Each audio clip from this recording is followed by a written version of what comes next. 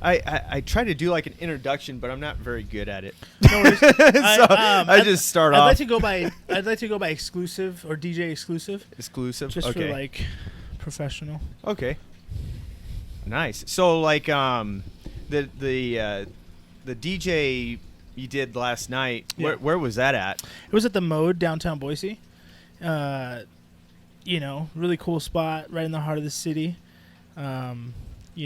Right next to Pie Hole, so you got the glass windows. Everybody walking by just, gets to catch a vibe as you have a little speaker outside. So, it's like a little indoor-outdoor. And the weather's kind of nice right now, so, there's tables, but it's getting cold, so that's not going to last too long.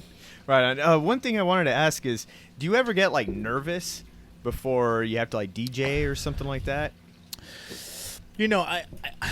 I do. I think that's like an artist thing, because you're about to share and like, present, I guess. And so, even when I was like in college giving speeches and stuff, even if I felt like prepared, I'd still get, those like butterflies where, you're about to, be on stage. And so one thing that I used to have a routine every time I would go to DJ, and it was, I would take a nap. Okay. I would take a nap, and it could be like an hour, even 30 minutes. I just needed to close my eyes to just like reset mentally. And it's funny because I describe it kind of like Christmas morning, when you wake up. Okay. You wake up on Christmas morning and you're excited because something's happening that day. You're about to open presents. So you have something to look forward to. So that's kind of how I feel waking up. I'm like, oh my God, I get to go DJ right now. You know what I'm saying? So it's like that thrill that I'm seeking, That's cool. Yeah. So like now I don't know much about like being a DJ or anything, but is there like is there an art to like picking the music and like or do you just do that right on the spot? So I think that's the whole art of it is being a selector, creating the vibe, and you do that by this song selection. You know what I mean? Like when you hit play on that record or when you mix that record in and you see people like, oh, they hear something familiar coming. You know what I mean? Like something that they know that they love. By the way, shout out Boise Boogie Crew. You can get your hats any of my gigs. Website coming soon. But yeah, I used to take a lot of time before my gigs and go through my records, because I'm actually spinning records, every song is a different record I'm changing. So I used to go and, spend a lot of time with composition notebook and, write 1 through 25 and song by song and set those records in order. And I still, go back and take those notebooks out and do that if I'm playing something that caters to something, because I did that for like certain nights or whatever. But I think it's really fun, and I've been playing, a lot of these records, and a lot of these funk records kind of have that same kind of sound and tempo, and so it's kind of easy to go from one song to the next, and so it makes it really fun to just like listening to something on the way to the gig or something, and you're like, oh, I'm going to start my set with this song, and then I'm going to go into this song, and it's just like, it just becomes exciting. It's like a rush. It's a thrill, and it's almost like, it's like a guilty pleasure because I'm like playing kind of for myself, because I'm playing like the music that I want to listen to, or at least I want people to listen to or to like, and I think people like that music. People love uplifting, positive, funky. It's like any music, if it's not funky, it's not good. Like it's got to be funky. You know what I mean? It's funny. Yeah. It's it's interesting because I do, we do like the CrossFit competitions and stuff. There's always like a DJ. Yeah. But it's one of those things you just don't even really think about. It just exactly. Yeah, it's just there. And that was kind of my thing. Like when I started calling myself Xclusive, DJ Xclusive, I was a big Lil Wayne fan. Lil Wayne used to put out mixtapes like in the early 2000s, like every month, but he would put out a song like every day. And I'd always like have those newest songs, and I'd always be playing them for my friends. and the next day it'd be the newest song, exclusive song, you know.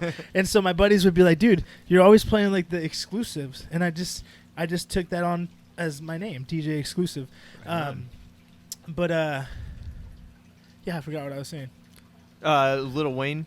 Oh, yeah, the exclusive. Yeah. Oh, I guess that's all I was saying about that.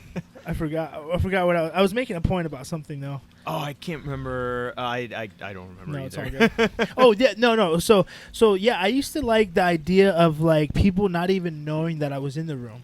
You know, like you said, sometimes you don't even notice the DJ is making money to be there. There was one time where didn't have a good DJ, and that's when you noticed him. It's not a good thing sometimes. You know what's funny? It's funny that you say that because there's some people you may never know who's a DJ out there, and sometimes the DJs are the ones that'll let you know that you're messing something up. You know, like I had a guy recently that like. Man, I swear I was killing it. Like I had a friend from LA. Shout out Daryl, just Daryl on Instagram. Look him up. That's my boy. He's coming up November 5th. He's gonna play with me again at the Mode. But I can't hear myself. But I can sound good. No, yeah. No, okay, I'm looking at the levels. It's Sick. fine. Yeah. But anyways, so I was in my zone, and even Daryl was telling my photographer like, "Hey man, like Xclusive really doing his thing, you know," and I could just tell from the conversation, and I had a guy that I could tell was just like really really grooving to my set, like the whole night he was just like, and he was letting me know, but at one time, like right before I was done, I mixed in like a record and I think I might have like echoed it out too soon and and it was just like a little bit rougher on the transition and the DJs, they noticed that, and he came up and he let me know like, hey, you've been killing it, but you know and I was like, no, I know too. That's funny. So let me ask you this, because you have like two stations of records, right? Yeah. Is one where like the current song's playing and then you transition into the next record? Is that how it? Yeah, Is that exactly. how it goes? Yeah. Okay. Exactly, and it's really hard to do that on vinyl. Yeah, I bet. Because it's all about the sound. You don't have, the computer in front of you showing you where the snare, where the hi-hat is. You're trying to listen for that. Yeah. And so when you go to, when you go to put a record on, or when you have a record on, you go to mix another record on, you have to try to make sure that they're on the same BPM or close, as close to as possible. So it's not just blurring. Yeah, so it's not just like noticeably like off beat, like you want to try to line up, the kick or the snare and get, let them rock. Depends on how you want to do it. It's all about style. At the end of the day, like, a lot of these DJs out here, no knock on these other DJs out here, but they're just not doing what I do. It's just different. Like, there's not many DJs, especially of color, what I'm saying, out here in Boise, Idaho, doing what I do. Mixing records for the people, like showing these people like what the art form is, where it started, what it truly looks like, and people really respect it. You know what I mean? Like I'm booked out here every weekend, and a lot of these DJs are just playing the same stuff. You know what I mean? Yeah. So I was gonna ask, because you mentioned that you're doing the DJs, the DJ with the actual records. Yeah. Which is like old school. Yeah. Whereas I know DJs. There's DJs that do a lot of just the digital stuff. Yeah. And so I guess did it. Obviously, it originated with the records because you had to play records. Exactly. Right? Exactly. Like, it wasn't just like an iTunes list or something. Exactly. Yeah, exactly. So, when I started DJing, I didn't have the money. I couldn't afford to buy turntables. I couldn't afford to buy anything, to be honest with you. I started calling myself a DJ before I truly was DJing. I guess I just, when I first started doing this, it was a goal, like a dream of mine to just build that reputation up as a DJ, to one day be considered, like, for people to know that I DJ'd and for like it's been so cool when I'm out somewhere and somebody approaches me like a random person and they're like, "Hey, you're DJ Xclusive, aren't you?" Or like, "Hey, how much do you charge?" It's a known thing that I'm like not only DJing but like, you know, like it's not free. You know what I mean? Yeah. I've been doing this for long enough where people are already approaching me like, how much do I got to give you? Like I've done free stuff, and you know I started out here in Nampa at the barber shops, you know, like playing for my homies, playing for the kids getting their haircut, and like little kids over there getting their haircut, and they're looking at this dude changing records, and you know, like I just always wanted to keep it real and authentic to the culture. Cool. You know, I'm a big fan of hip hop and you know, like carrying crates and you know, actually turntables and not just pushing buttons, you know, because I could do that and anybody could do that. But can you can you mix a record? Can you, like, you know what I'm saying? Like, do you have the songs that you want to play on vinyl? Mm-hmm. You know what I mean? Like that says a lot about how much you respect the music and like just the art. Yeah. And you know, yeah, I want and the music that I play, just so you know, I haven't really mentioned a lot about, you know, what I do and why I say that what I do is different is because I have a real niche, and that is I spin a lot of funk and boogie, and like disco from the early 80s, and specifically like 80 to like 83. If it came out in those years, then like I'm rocking with it. That's cool. And you know, I was out in LA with Eddie, which I hope Eddie joins us soon. Yeah. You know, and I really just spent a lot of time in a lot of the clubs. Excuse me, but a lot of times I would go out to Orange County, and I was wearing Funk Freaks earlier, but you know, shout out to my homies Funk Freaks, Orange County, Santa Ana. They really built something special out there. You know, like lowriding is a big part of the culture out there, and you know, a lot of times when you're cruising the lowriders, you're bumping something from the '80s, something real funky. You know, some old, maybe an oldies, but mostly it's real funk. You know, like that street funk. And you know, a lot of my homies, we just had DJ Unique from the, you know, world famous Funk Freaks out here last 2 weeks ago. We had Desi Hollow from San Diego. We had OG Dominator, you know, and DJ Unique and myself, you know, spinning vinyl. And you know, we're trying to just keep building on, like I said, what those guys really inspired me of what's possible. You know, like I said, like building something on like a niche thing, like such a niche thing where you're just strictly playing a certain genre. You know, I try to play, you know, at the mode, I'll mix in some hip hop and I'll mix in some like R&B and, you know, some familiar stuff because, you know, I'm a DJ at the end of the day. I need to cater to the people and what I feel that they want. Mm-hmm. But at the same time, my job as a DJ is to introduce people to songs that they may not know, but they're gonna like. You know? There you go. Yeah, that's cool. How many records do you think you got? Man, you know, I didn't think I had that many records until I went back into my room recently, and I realized that with my crates packed, I still have all of my shelves kind of full, and I don't have that many shelves right now. But I probably have. I've never counted them. Oh. But I probably have like 1,000. Wow. Or maybe a little bit under 1,000. That's my collection right there. Okay. That's it. That's right. That's right. Like 100th of my collection. All heavy metal.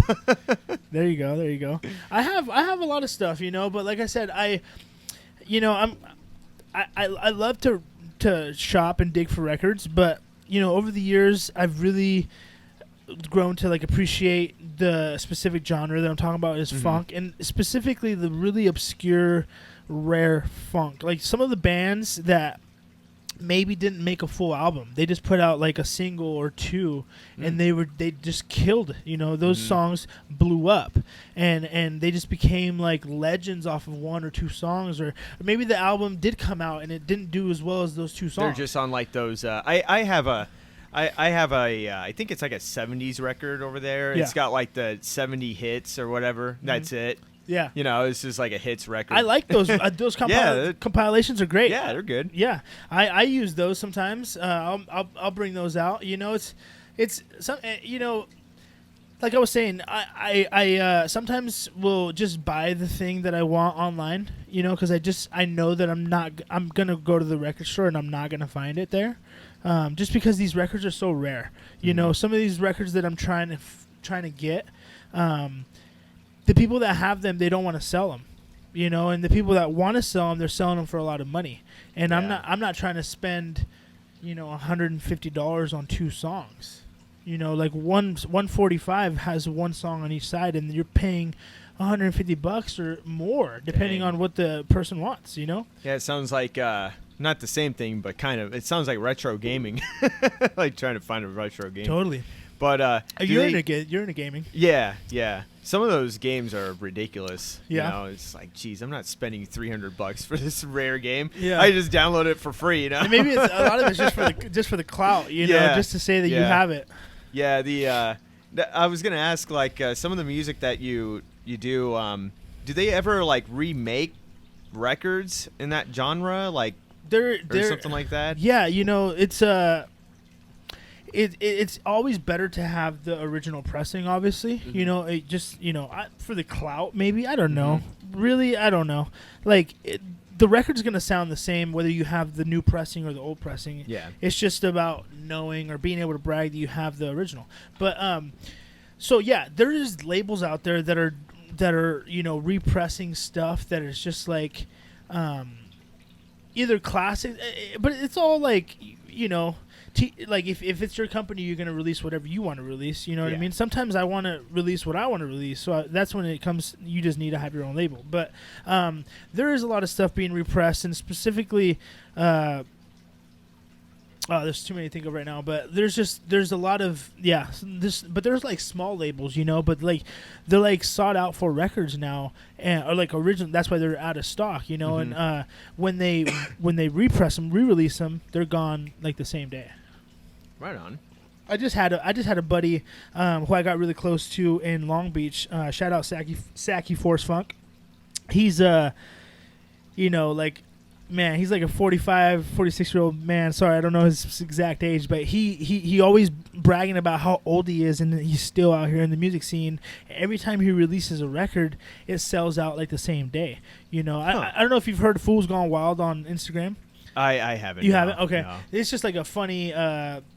they just make a lot of like humor for like the Latin community. But they released his new album, man, and literally sold out like the same day, and like the next day it's on Discogs for like $150. So it's already like a thing that you must have. You know what I'm saying?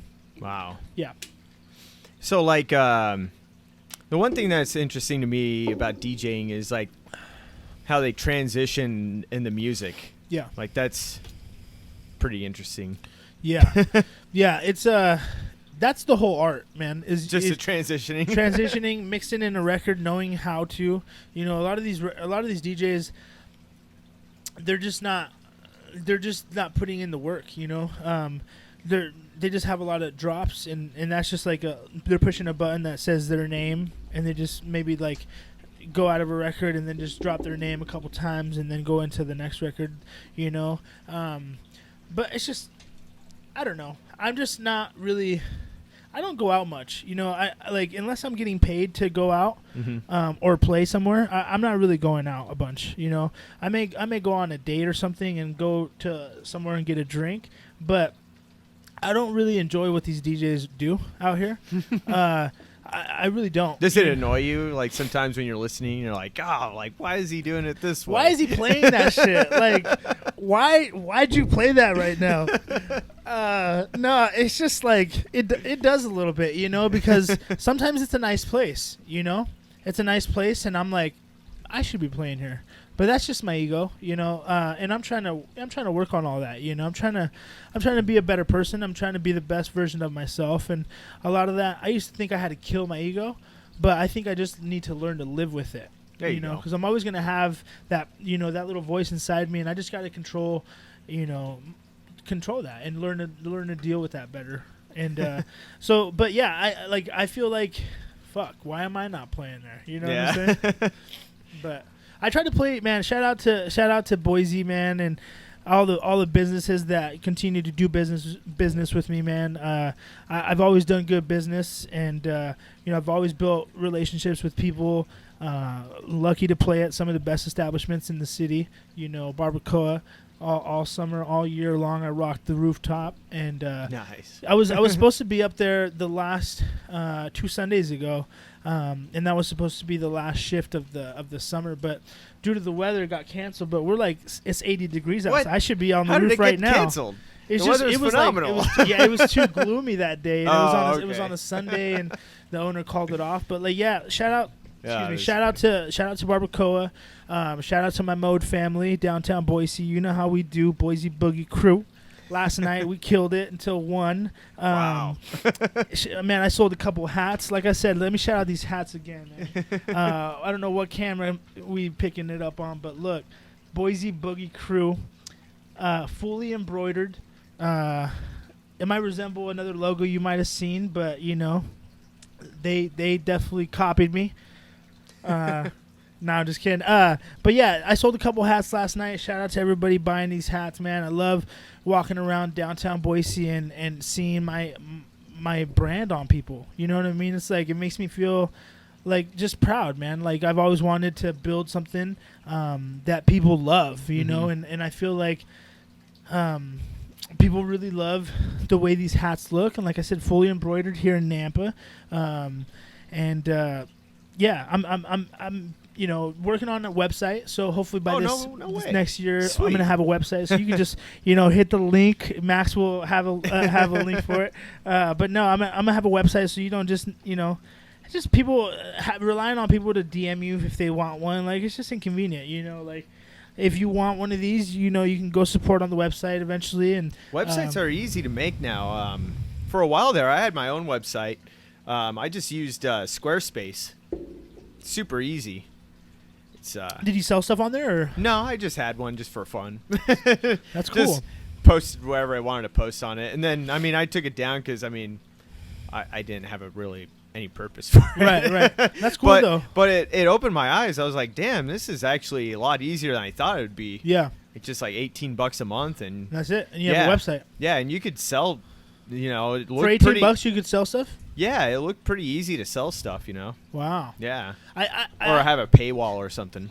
Right. I had when I was in college, I built a couple websites because I'd studied marketing, and I'm really passionate about the marketing end of just like the business, like making sure it's presented well, and I've been fortunate enough to make some really good friends. Shout out to Curtis B Photos on Instagram, my photographer. That's my homie, man. He I might get emotional. That's how much that fool means to me. No, for real, man. He's really helped me build just something special, man. Like, everything that I'm putting out on my social medias right now is shot by him. He pulls up to all my gigs. He's just super talented, and I've always wanted to be captured the way he's able to capture me. And because I've always called myself a photographer. I'm not really skilled. I don't know what I'm doing. I'm still learning. I like to shoot on manual, but I still we'll get a good shot on auto. But Curtis, I've always wanted to be. I like to shoot people, and I like to capture people myself, and I've always wanted to be shot the way he's able to shoot me, man. And he's really good doing that nightlife stuff and low lighting, and just like these effects that he's able to do with like the lights in the background and stuff. It's just really cool. And I've been getting a lot of compliments from a lot of my friends, and just telling me like, dude, your photographer takes the best pictures of you, and like, I swear they just keep getting better and better. So right on. It's just all about being a good person, man. At the end of the day, just try to be a good person, and I feel like I've been meeting good people, and it's going to continue to I feel get better if I just keep putting love out there. I feel like love's going to keep coming back to me, I guess. Right on, man. So I can't remember. Did you go to college? Like what college did you go to? I went to CWI. I guess just community college. Okay. But Yeah, I got an associate's degree. You know, I was just out to get a degree, just to say that I got one. I probably should have continued on to my bachelor's, and you know, I did well in college. I didn't do so well in high school, but I took college serious. You know, I told myself like, hey, let's do well, let's do good, and give it all we can give it. You know, I graduated top of my class, 3.9 GPA. Nice. I just really liked it, especially doing the stuff that I was doing. Like I studied marketing, but I just wanted to have a degree. And like I said, I knew I wanted to pursue this DJing thing, and I wanted to just be able to essentially just market myself and know how to, and just learn how to properly do it. And I felt I learned a lot. Shout out to Rob Walker, one of my you know, professors in college, who was actually like a musician himself, and introduced me to his son, who's also a DJ and artist producer in the city. He's all over the place actually. He's doing stuff in like LA, and you know, Rob's done stuff in like Boston. I think he's from Boston. But he was just really cool with me. He saw how passionate I was about, you know, this DJing stuff, and how, I guess, just how I carried myself and how serious I took, you know, not only like coursework but like just myself, and I just appreciated him, and so I always remembered him for sure. But yeah, college was kind of easy. I felt like a lot of people didn't really take it as serious as it should have been taken, though, and that's what kind of made it like easier, I guess, you know. But like, it wasn't until I graduated that one of my buddies like noticed that my degree said like magna cum laude, you know, like top of my class, and he was like, oh. Like he's like, I thought honestly, my degree was gonna be the same as yours. Honestly, I didn't even know you went to college. I took a few college classes over at CWI. It was fun. I would admit, like it was a fun. Like I had good memories, like good teachers, good, you know. But at the time, I was just going because I was only working part time, and then eventually I got the full time job. I was like, all right, well, I kind of stopped, but it was fun. I would admit. Dude, how cool is it that you make the news happen? Like I did. Oh, you did? Point. Yeah. You don't do that anymore? No, I don't do that anymore. Now I actually work with my dad over at over at Custom Rotomolding. Oh, in Caldwell? Yeah. Oh, that's cool. Yeah. So we sell plastic. What made you change products. like careers? I didn't know. And when did you do that? So I did that 2020. I'd say like summer of 2020. I changed. It was kind of a mixture. I look back at it, and I think what happened was I just got burnt out because of the pandemic. Mm-hmm. We were doing it was split half and half, where the anchors were working at home, the reporters were working at home, and then we were working at the station. And what happened was, and on top of that, we had added 2 new shows. Crazy when I think about it. So it was just overwhelming. It was just overwhelming. It got to the point where there was days when I was directing, 1, 2, 3, 4, 5 newscasts in a day. And I think my breaking point was I was like, I need to take a vacation. But we didn't have the people to fill in to take the vacation. And I just like snapped. I quit. Really? Yeah. You enjoyed that though, right? Because you did it for a while. I enjoyed it. It was fun. It was a fun job. It was stressful though. It was really stressful. I had a hard time when I would get home from work. It'd be like 11 o'clock at night, and it would take me until like 3 a.m. to wind down. You know, so my sleep schedule was always all screwed up. You work till 11 all the time?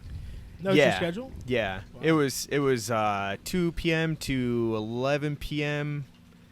I don't know. I think I just got burnt out, but now I'm just working a normal job, you know. That's good. That's cool.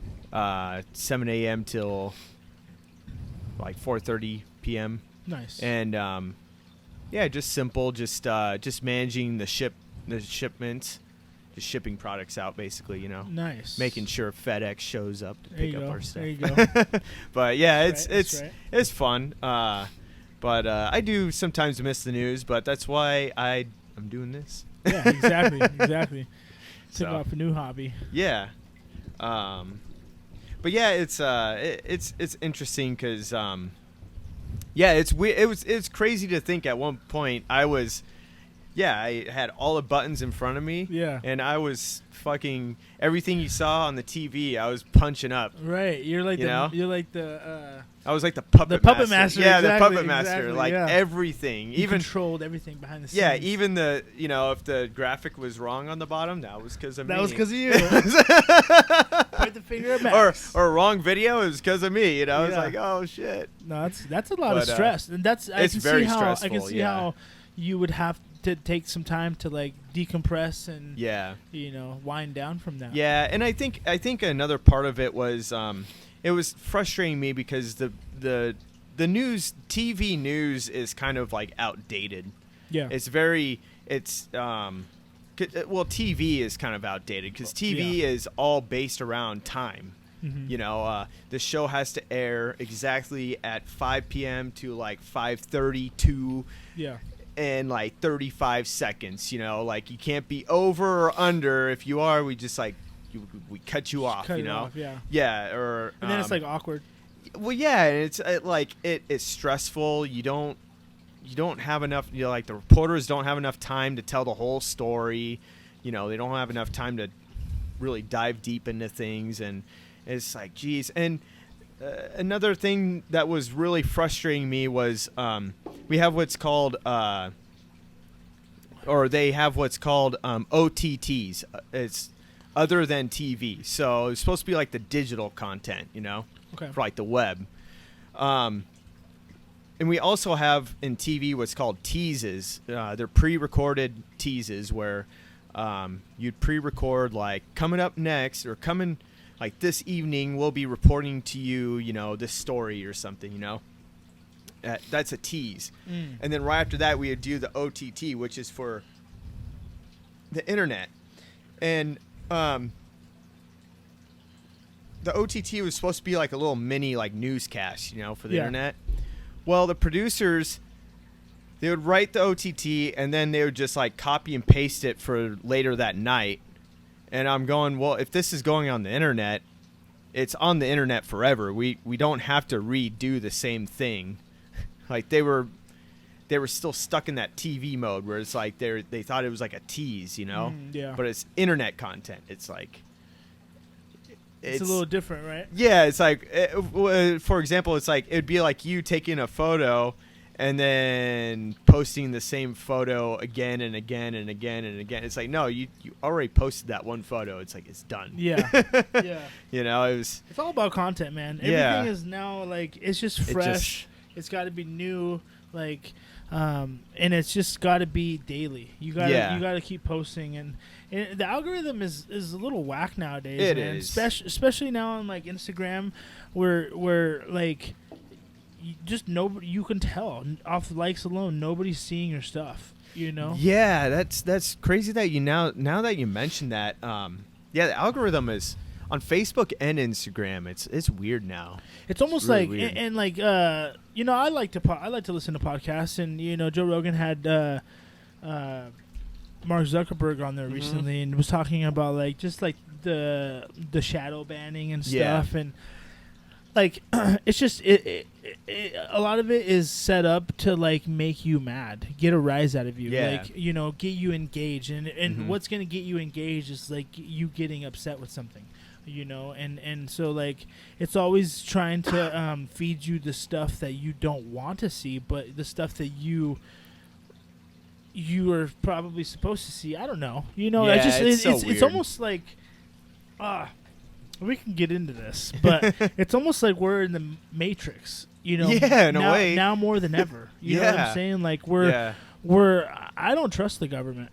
Yeah. Like 100%. And I feel like we're being programmed now more than ever to just live a certain way, eat shitty foods and just fucking the die. Just die. the vegan food, or go vegan, whatever you like feed into. But at the end of the day, like we're just being force fed what to think, what to eat, and so you just have to. I really want to get into like philanthropy work and go back to like where I grew up and one of my goals this year is to DJ my high school's prom. I didn't ever go to prom, but now that I'm a DJ and there's a bag I could get. No, I'm just kidding. I'm sure the pay was not gonna be that great. It's a high school, but like just to say that I DJ'd my high school's prom, I think that would be cool. That's awesome. I was actually lucky enough. I was telling my buddy the other day, and they thought it was cool. And so I'll tell you guys. I got to DJ in my high school's 10th year reunion. Oh, nice. And that was cool, man. Like the person, shout out to Courtney. The person that was responsible for putting it together, like reached out to me and like, that was cool. She knew I was a DJ and she's like, "Hey, would you be able to, do this for us?" And I think I got paid, but I'm not sure. But it was special. It was cool for me to just like to show people what I've been doing, and there was a lot of people that a lot of people didn't go. Actually, it was kind of a small reunion, but the people that did go, like they really appreciated the evening and me doing that, and they just let me know that it was cool. And but yeah, man, I want to start like trying to, I guess, just make a change in like the community and the community where I grew up in. I want to have, I'm working on some stuff right now, just grinding. But at the end of the day, I have some goals for, some businesses I want to have in Nampa, specifically in Nampa, because I want people to know that it's possible to do that out here. Come from where I came from, build something and have something that can, like I want to have like a juice shop, where you just go in and get like a fresh pressed juice. Right. There's not enough options like that. Like, and I feel like we need to be healthier and we need to be more conscious of what we're putting in our bodies. I've recently lost like 100 pounds. Dang, dude. I was pushing 300 pounds. Not recently. It's taken me a few years, but I've just I made it a thing to change. Like I needed to change my life, basically. Yeah, I was gonna say you lost a lot of weight. Like I almost didn't even recognize you, honestly, when you were walking up. I was like, "Is that him?" Yeah. Yeah, man. I've been working hard, and it's really. I'm not even gonna lie to you. It's hard as hell to lose weight. Yeah. It really is, man. And it takes a lot of dedication and just discipline to tell yourself you need to go. When that little voice telling you. Just lay on the couch, just watch, just chill. You know what I mean? You got to tell yourself, no, you got to go. Yeah. You got to get it. And yeah, that's rough. It really helps. I struggle with a little anxiety, and I've depression in the past. I've worked past a lot of that depression, but anxiety is a pain in the ass, man. It really is a thing. Shout out to anybody out there struggling with anxiety, because. Like it's a thing, and it can really bring you down, and just be in your head a lot. And it helps. I meditate once, if not twice a day, and going to the gym really helps me with just being okay throughout the day. Mm-hmm.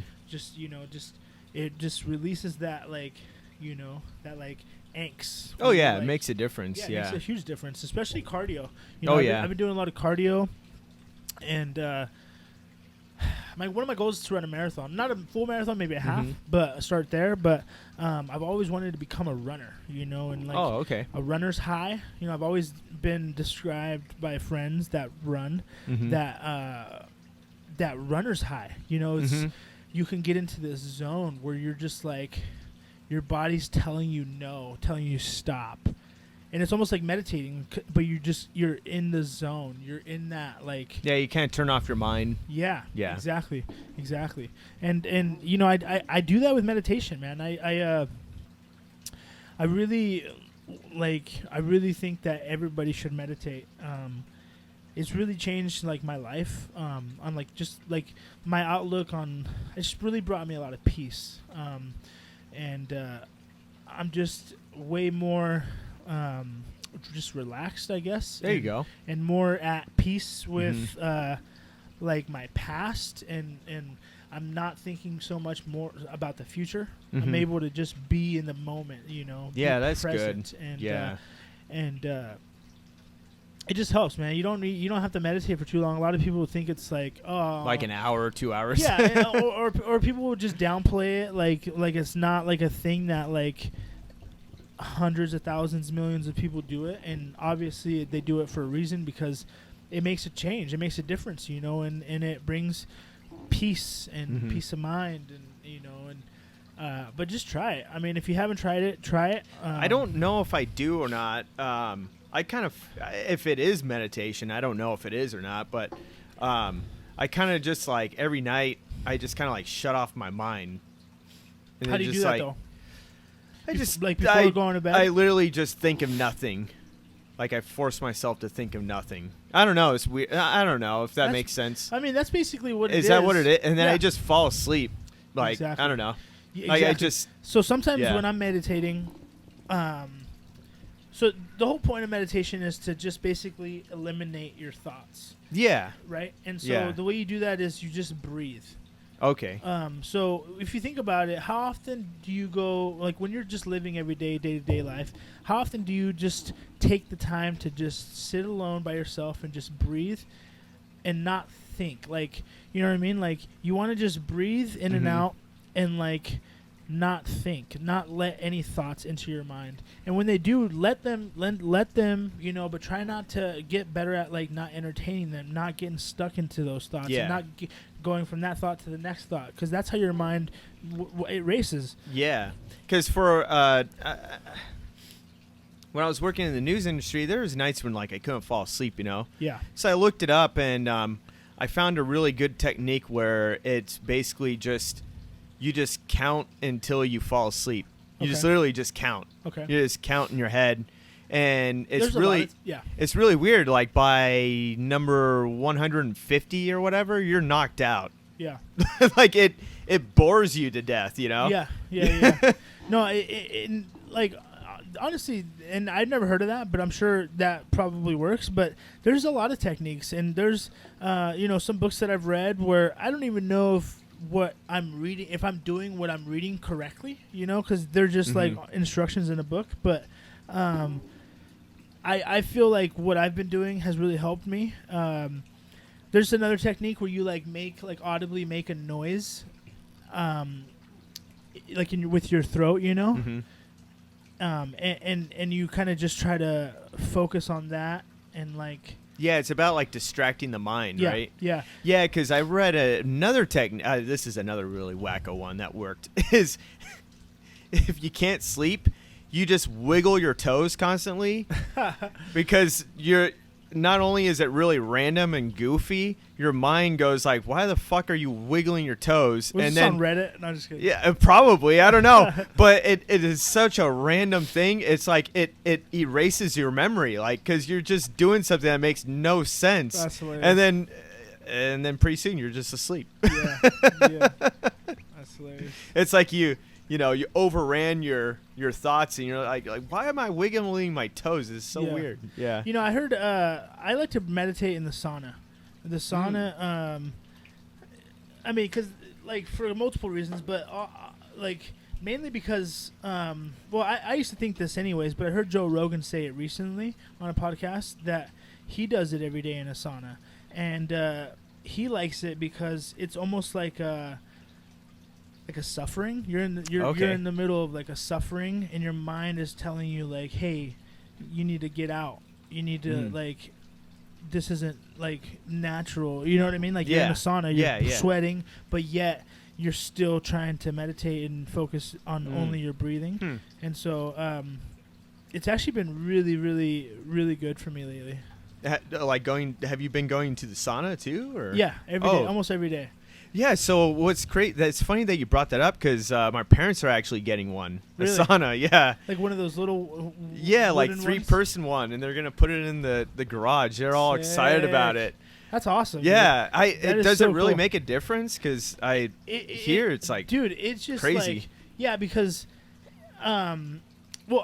you feel great after the sauna, anyways. If you're not meditating, right? Like you just getting into a sauna, you like, you're just like you're sweating out like these toxins in your body, and you almost feel like a little worn out, kind of. A little bit, you know, if you stay in there long enough. But when you're meditating, it's really just like sounds peaceful. It's very peaceful, and it's even more when you're in there by yourself. I love being in there by myself, obviously, because then nobody's talking or listening to music. And sometimes I feel like, man, people see me meditating, but yet they're still having a full conversation next to me.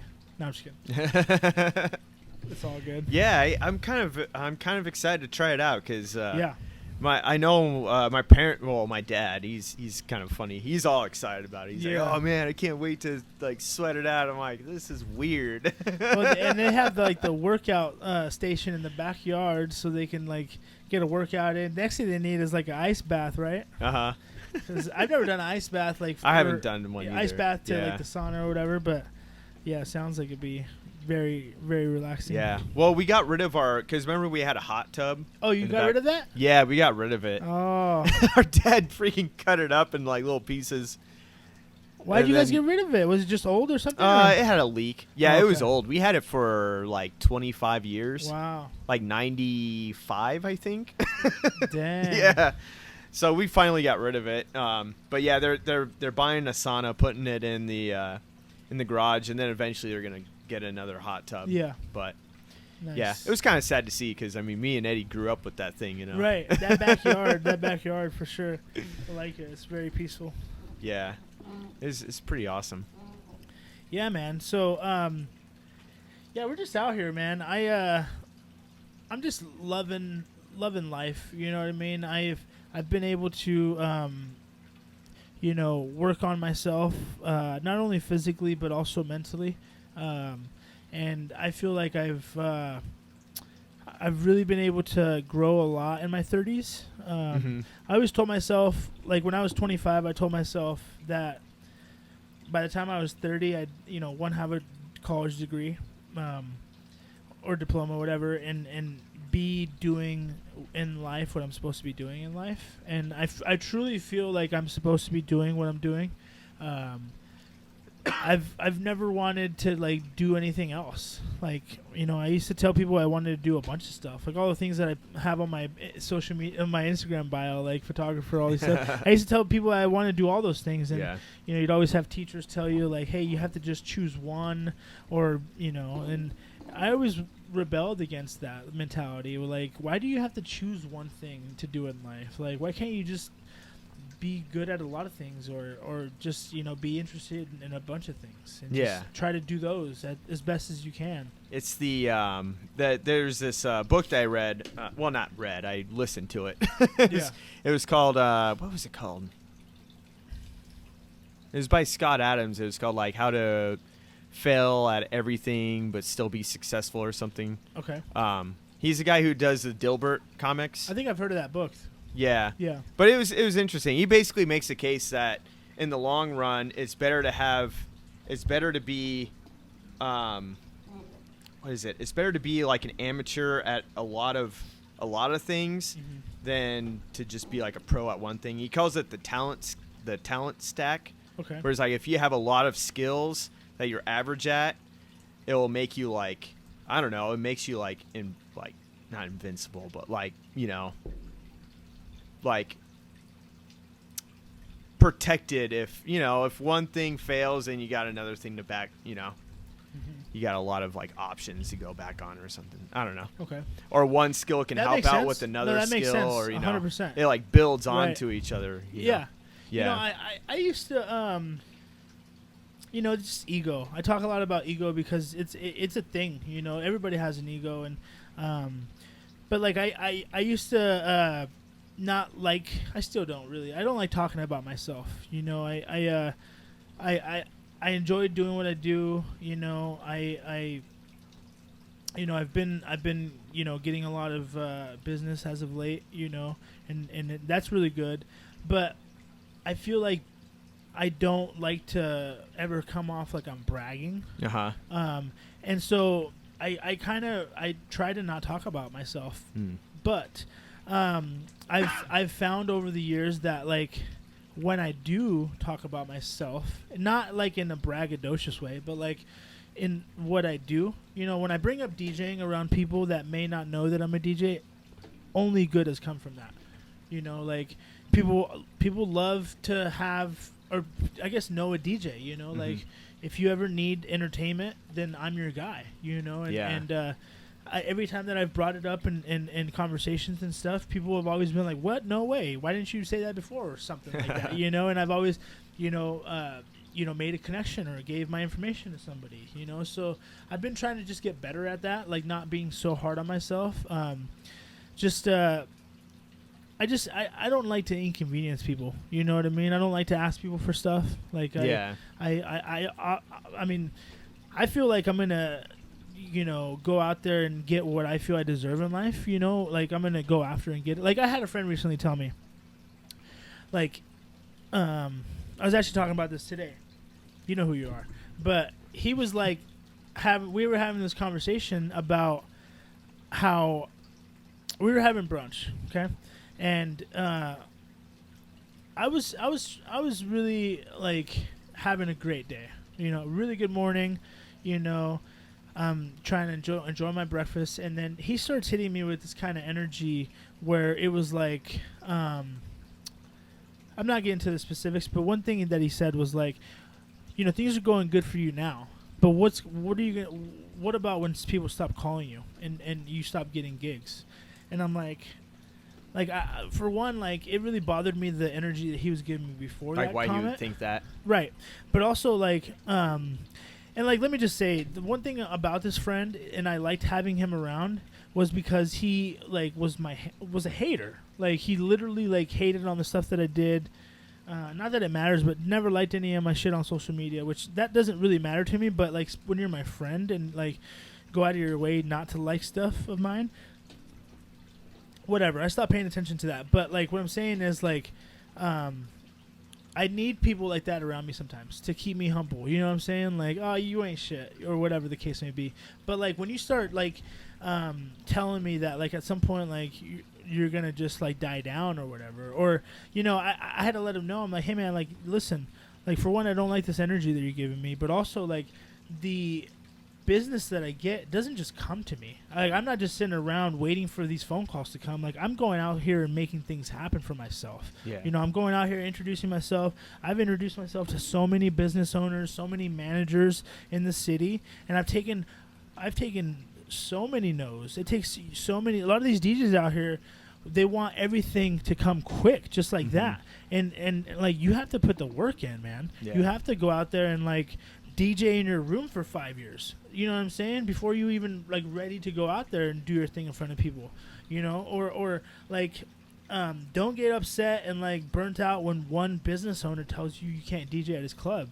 You know, like I've had like, shout out to the Mode. I love the Mode, but they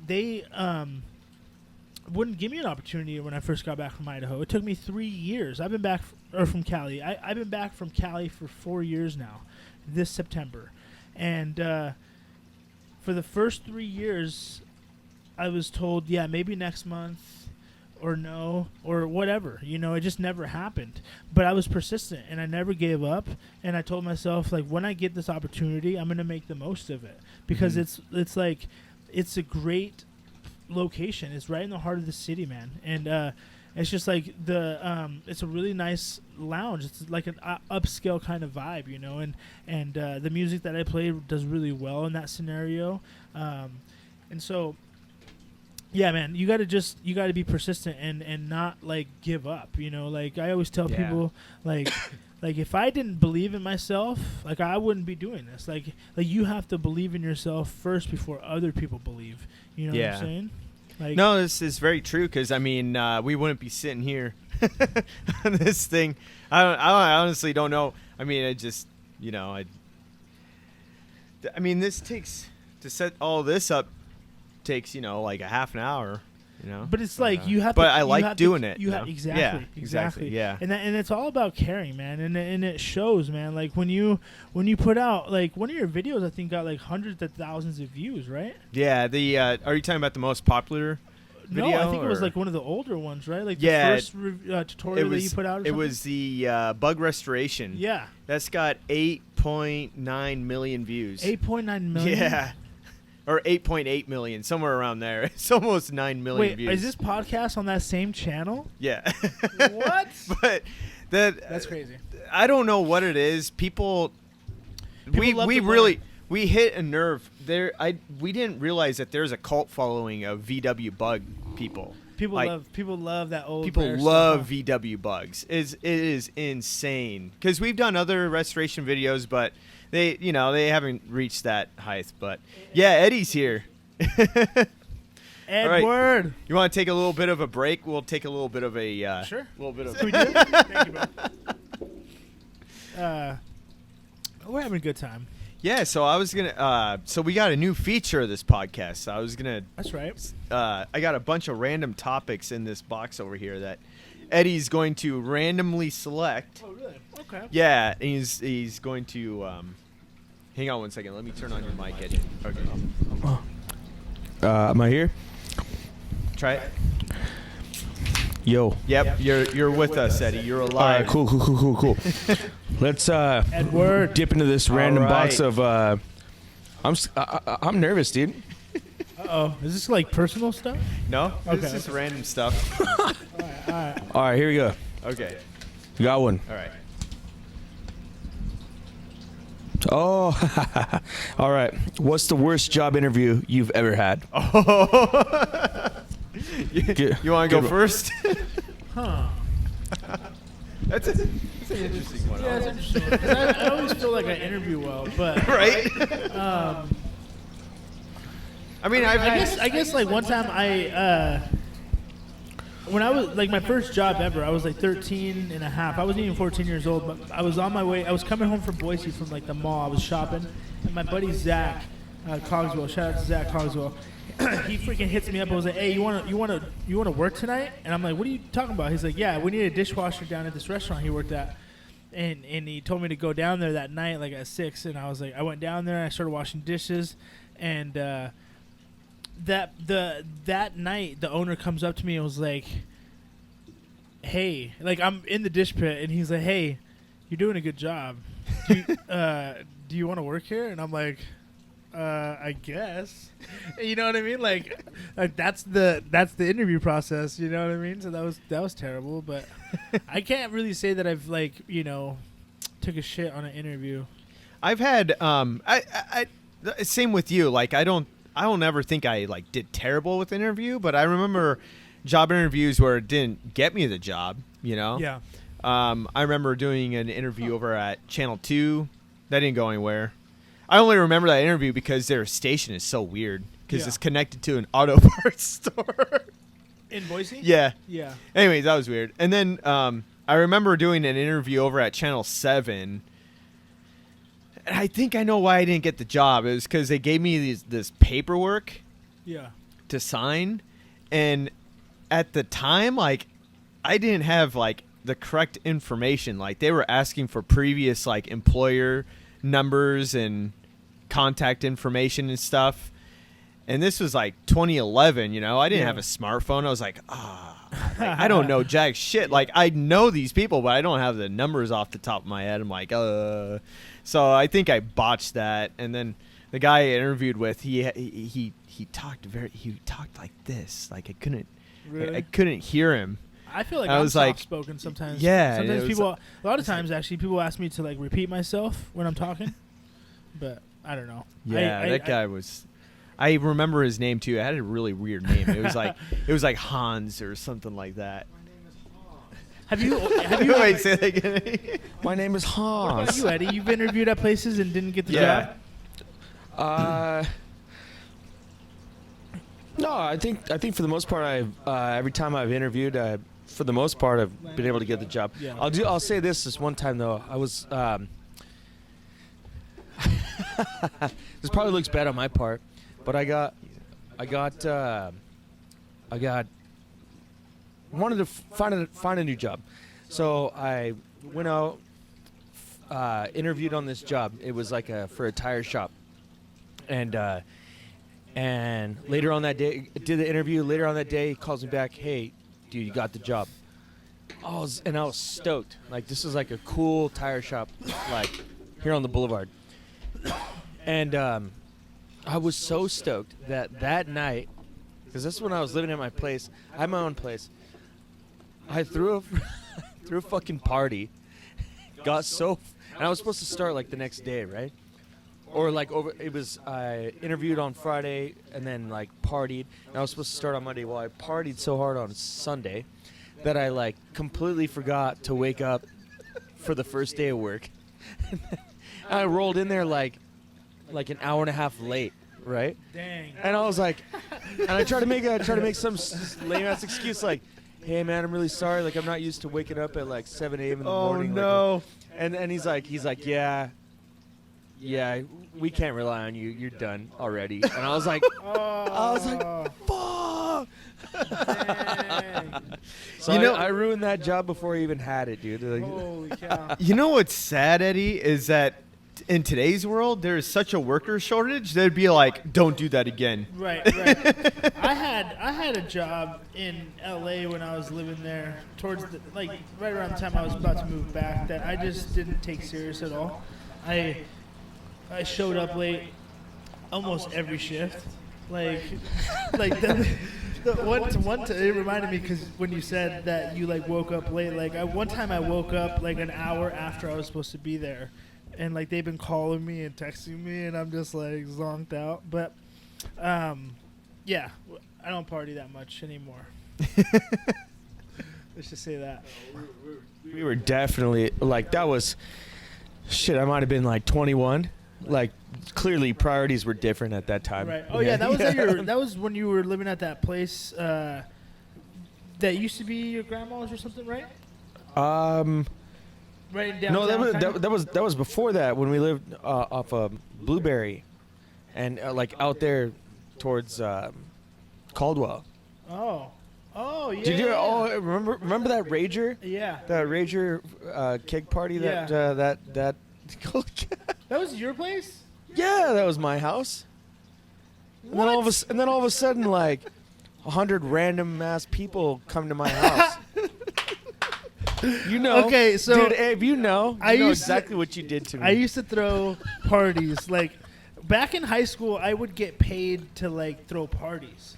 Like, so I've been like in this like scene for a minute. You know what I mean? Like, I wouldn't say that I was popular, but I knew people. You know, so like, or people knew me rather, or whatever the case may be. But like, I would literally, like, people would pay me to like send messages that a party was going on. You know what I'm saying? And so it was just a bunch of dudes that had bought in kegs, you know what I mean, and it was theirs, and they would get them filled and pull up to any spot and just like would party, you know? So like it was just Eddie's turn that night, and you know, he told me, like, you know, I got this pad, you know, feel free to invite people, and I sent out a couple messages, and I got like 100 people in Eddie's house. When was this? Oh my God, dude! I forgot about that, Abe. Was this when you were having the parties over at Mom and Dad's house? No. This is the place I'm on off of Blueberry. Like, oh, okay. Remember that house I was renting? Oh yeah. It was like the duplex. Yeah, it was like a full size house. Oh yeah, duplex. yeah. And Abe's like, hey, yo, dude, I got a couple friends, got some kegs. Like, you wanna, like, I'll invite some people over. I was like, yeah, dude, that sounds cool. Like, hell yeah. Bring him over. Next thing you know, like, I had just had some of my like regular friends there. I start hearing some knocks on the door, and they're like some randos, like random ass people. Like, I'd never even seen you in my life. He's like, oh, is this like where like this is the house, like whatever. And then Abe, or I don't know who brought it, but like bam, like 2 kegs like show up. I'm like, well, I guess I put him in the garage, you know? Yeah. And before I knew it, dude, Max, like, I was just sitting there in my house, like, oh my god, Like people just kept coming in. The fuck, who are these people? Like, It was nonstop, for real. and then at one point, because my girlfriend at the time gave me like the devil Katrina? look. Yeah. Gave me the devil look. Like, you better get these people out of my house now, or like, she almost broke up with me that night, dude. Oh shit! Because I was just like, yeah, come in. Like, I was having a good time. So finally, That's insane. yeah. So finally, we had this little like. Exclusive, baby. So finally, we had this like. Our living room was like pretty big, and we had this countertop that overlooked everything. I jumped up onto the counter, and I was like, any one of you guys who don't know who the fuck I am, get the fuck out of my house. It was packed, dude. Like shoulder to shoulder. Like everybody was just partying, and Yeah, he was like has no idea who these people are. I've never heard of this story. Yeah. But it worked, dude. It worked. Like, everyone started like getting the fuck out. And then, Can I tell a story? Okay, so one time we had a party at my buddy's house, and it was a Halloween party, and it was like you had to have a costume, right? Well, they had like an actual bar in the backyard in the patio, and they had stocked it with a bunch of liquor, right? And I had this muscle suit on, so I just was like a big muscly guy. That was my costume. It was stupid, but I ended up jumping behind the bar and just like making it mine. Like I would just start serving people drinks, and people started paying me for them. And before you know it, like I'm like making hundreds. Like I made hundreds of dollars that night because like literally people were like I was like, hey man, this might be the last, you know what I'm saying, or whatever. Like, and they're like, no, here's 20, here's 20, here's 30, no. Like, I was like auctioning off other people's liquor. Like, it was one of the best Halloween parties of my life. oh yeah, dude. Abe straight up owning it, dude. Yeah, dude. I didn't contribute to any of that liquor being drank that night, but I definitely made 100 or more money. Yeah, hundreds of dollars. Yeah, man. dude. That is so funny. I never heard of that story about your You house. never. That was. I think it was like on a like Cinco de Mayo I don't weekend or remember where something. that Like house was, bro. Like, it was in Caldwell, right? yeah, like Off the boulevard, kind of. yeah, like you just going straight up and then it's all built up now. Yeah, I do But- remember now. Yeah. Oh well, no. I just remember my friend Chris. he Oh yeah, he was like he was there like before all this shit happened, and then he was there after everybody left. And everybody got kicked the hell out. Yeah, and so like he oh Max, I didn't tell you this. So he Yeah, what was Chris up to? I don't know. He gets up because he's sleeping on the couch, turns around, like takes a piss in the planter beside the. I'm like, what are you doing?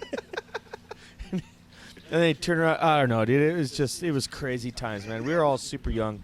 It was just like, Man, if it was 100 people in Max, that it had house, to. yeah, I'm gonna say that would be like sardines, just like everyone. Dude, there was just tons of people everywhere, and I remember, yeah, dude. But he like at one point didn't stop coming through the door. It was like every fucking minute people were just knocking. Yeah, hey, I don't know how you organize that, but you sent out like a mass text message. That's what it was back in the day. Yeah, dude, it was a mass text message. Yeah, because that was like mid 2000s, wasn't And it? shout out to my homie Dyson, man. My homie Dyson put me onto those people, and he always was way more popular than I was. Like the ladies loved him, and like he just always had like a good sense of humor, a good personality. People just loved being around him. You know, people still do. And he just had these connections, you know. And I just like was lucky to just be close and be his friend, and you know, be out here. I met a lot of people, man, and you know, a lot of people out here in the valley know who I am, and some know what I do. You know, like I try to I try to, not really invite friends out anymore. Like I used to hit up my homies and send them my flyer, directly, and like, hey, pull up this Saturday or whatever, and then I just get disappointed when they don't show up, and so I stopped letting that bother me. Like I don't really worry about friends coming or if they do or if they don't. Like I'm gonna get paid regardless. I'm gonna make friends that do come there. Have a great time. I'm gonna have a great time. If you do come, that's great, but I'm not really upset about it. I'm not inviting you personally. But it's been good, man. I love spinning vinyl for the people of downtown Boise, and like I was saying earlier, like the places that have me regularly, like Barbacoa, the Mode. This next Saturday, I'm at the Residence Inn downtown Boise. So check me out there. Saturdays by the pool. 6 to 9. It's starting to get a little dark earlier, but we're gonna make it work. The weather's still it's in the 80s all week, so poolside vibes. I'm trying to make it so maybe next year, if you're not a hotel guest, you can just get in the pool. Right now it's like hotel guests only get in the pool. But maybe bring a swimsuit and you just sneak in there. I don't know. I'm not telling you to do that, but I've heard people maybe doing that. But yeah, man, it's been great. Yeah, man. Hey, to touch on what you just said, Abe, like we all grew up together. You know what I mean? Like we grew up here in Nampa. We did our thing. Like, but then like me, moved off for a little while. You did the same. Yeah. But then like when you come back, it's like life's different for everybody else. You know what I mean? Like you were saying, like there's been times where I try to invite friends over to do something like that, but like it's what I've learned is like at the matter, like you end up meeting new people. Like your interests change when you move away for a little while and then come back. You know what I mean? It doesn't mean that you don't dislike each other or like it's just priorities change, things happen. Like, and you got to be okay with that. Yeah. Along the road of this journey of life, you're gonna continue to like lose friends, and like you said, your interests are gonna change, and it's really. I wouldn't say lose. I mean, you just disconnect from them. A little bit. You start like seeing so much importance in like being around certain people. And I used to say like it's really hard to find good people, and it's really harder as you get older to find good people. And once you find those good people, you want to try to keep those people around you. And so, and I read a book that really changed my life called "Be Here Now," and it's really it's about like enlightenment. And, Ram Dass, rest in peace. But it's all about like being kind of being on a path towards like enlightenment and. It says in there like, you're the people that you seem to be like the closest to, that's going to change, and not everybody's going to be on the same path that you are, or seeking the same things in life. And like if you're trying to be, on this path, and you trying to find out who you truly are. And once you start, once you make it a point to like go down that path, you start finding out a lot about yourself, and I really like know and feel like I was born to like do what I was, like I said earlier, like what I'm doing is what I was born to do. And so I don't feel like the need to, I don't need any drama around me. I don't need any negativity around me. I want love for everybody, even the people that don't like me. I want to see you succeed. Not everybody has that same outlook on life, and yeah. I'm okay with that. But at the end of the day, like, I respect you and regardless of what you think about me. Like we were talking about this earlier before the pod, like I went up to a place, with a friend recently, and we, it's a small town. We live in Idaho, and sometimes you go to these small towns, that small town mentality, that group mentality. Like Idaho is one of the most racist states in the United States, and if you don't know that, do your research, like KKK, there's a big chapter that started here, and so you get into these small towns, and I have to, especially being this color, deal with some stuff that some people don't have to deal with, and my life is different. My experience in life is different than, maybe your guys'. You guys is Mexican, but you don't look like I do. And so I went to a bar just to take a shot, and I'm with this girlfriend, and she tells me afterwards, like, she's like, hey, looks at me and she's like, I'm really sorry that you have to, deal with that kind of stuff, like the way you were just treated in there.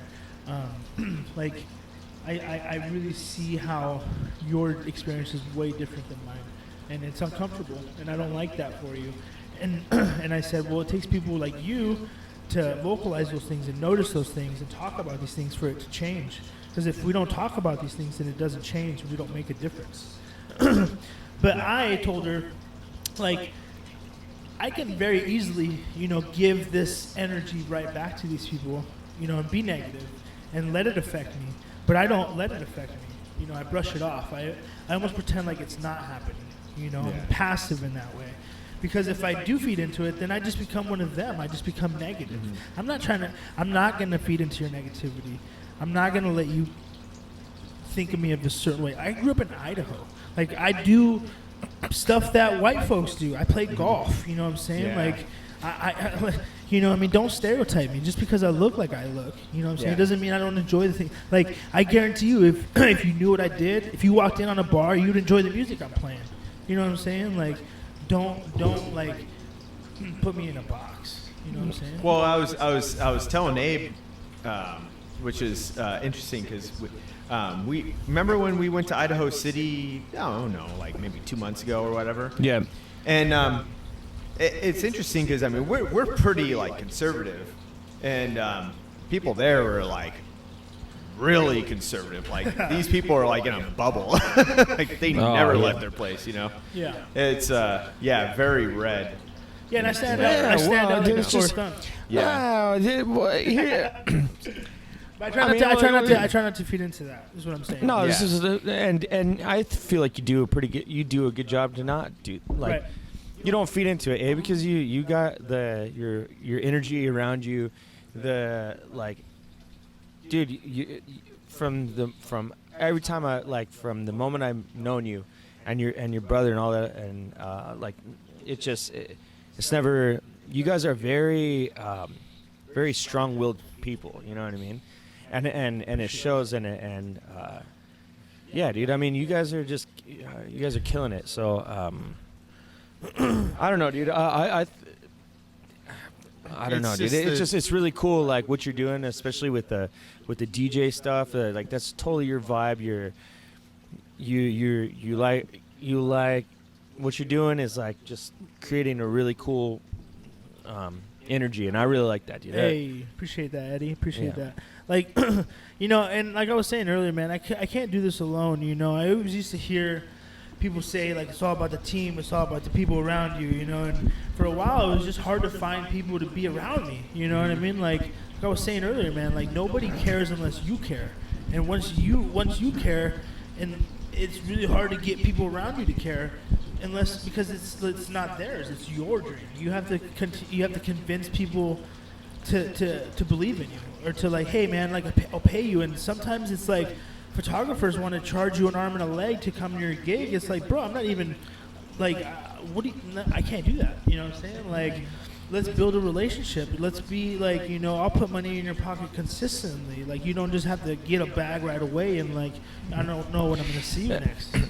Yeah. Hey, can I ask you this, Abe? Yeah. Like, your time spent in LA, like, we all know that market down there is just a different animal. It's crazy. But do you think that your experience down there definitely like catapulted you into like a new level and like inspiration here in Boise, which I feel it like, and I don't, you know what I mean? Do you think that?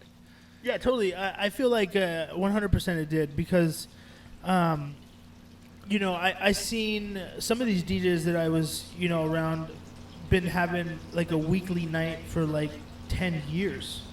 You know what I'm saying? Like, going to this place every Saturday night for 10 years straight. You know what I'm saying? Like, I'm at the. I just did my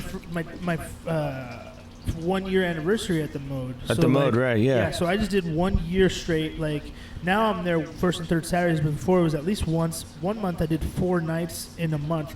But so like I've been trying to build.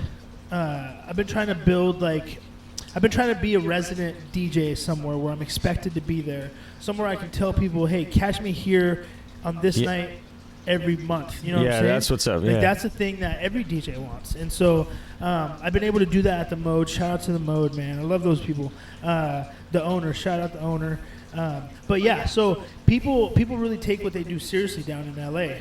they grind. And it becomes kind of like a gang mentality, Obviously, gang banging is a big part of the culture down in LA, and like I unfortunately had to, witness a lot of that, like, and where I was staying in San Pedro, like I would live in San Pedro and I couldn't go out in San Pedro because every night it was just like, like where you from, and it's just like I said earlier, man, you can feed into that, you can answer the question the wrong way and get into some shit, But at the end of the day, like, it's all peace and love, you know what I'm saying? And I've carried myself that way. And because of that, I've been able to just keep the peace around me. Everybody, I never had no weapons in LA, man. Like, people around me did, you know what I'm saying? But, like, I never felt like I needed to protect myself in that way. Nah, that's not your style, dude. Yeah. And so, but yeah, I was able to see, what people were doing, how they were doing it. Just like it becomes the gang mentality. I was saying no because like people want to continue to do what they do. They don't want just some out of towner to come in, take their night. Because any night that you're there, somebody else isn't there. You know what I'm saying? So if you take somebody's night, then that could be drama or something. That could be a problem. But like if you're like in the mix, if you're like I used to show up to some dudes' gigs and like practically like carry their crates. You know what I'm saying? Like I would pull up, have my camera with me, take pictures of the homies, and just like try to promote them. You know what I'm saying? Like. And I still do that. I'll still pull up. Like anybody that knows me knows. If I'm off, I'm not necessarily going out to drink and stuff. I'm going out because the homie's playing somewhere, and I'm pulling up to show him love. Get a little story, take a picture, post it. You know what I'm saying? Like I want everybody around me to grow, to succeed. Yeah.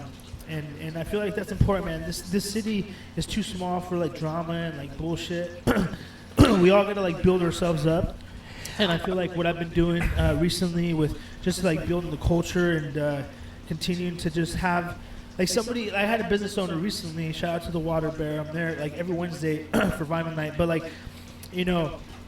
they've been always really good to me. And some other business owner said recently like, hey man, like you're really important to what we got going on in Boise.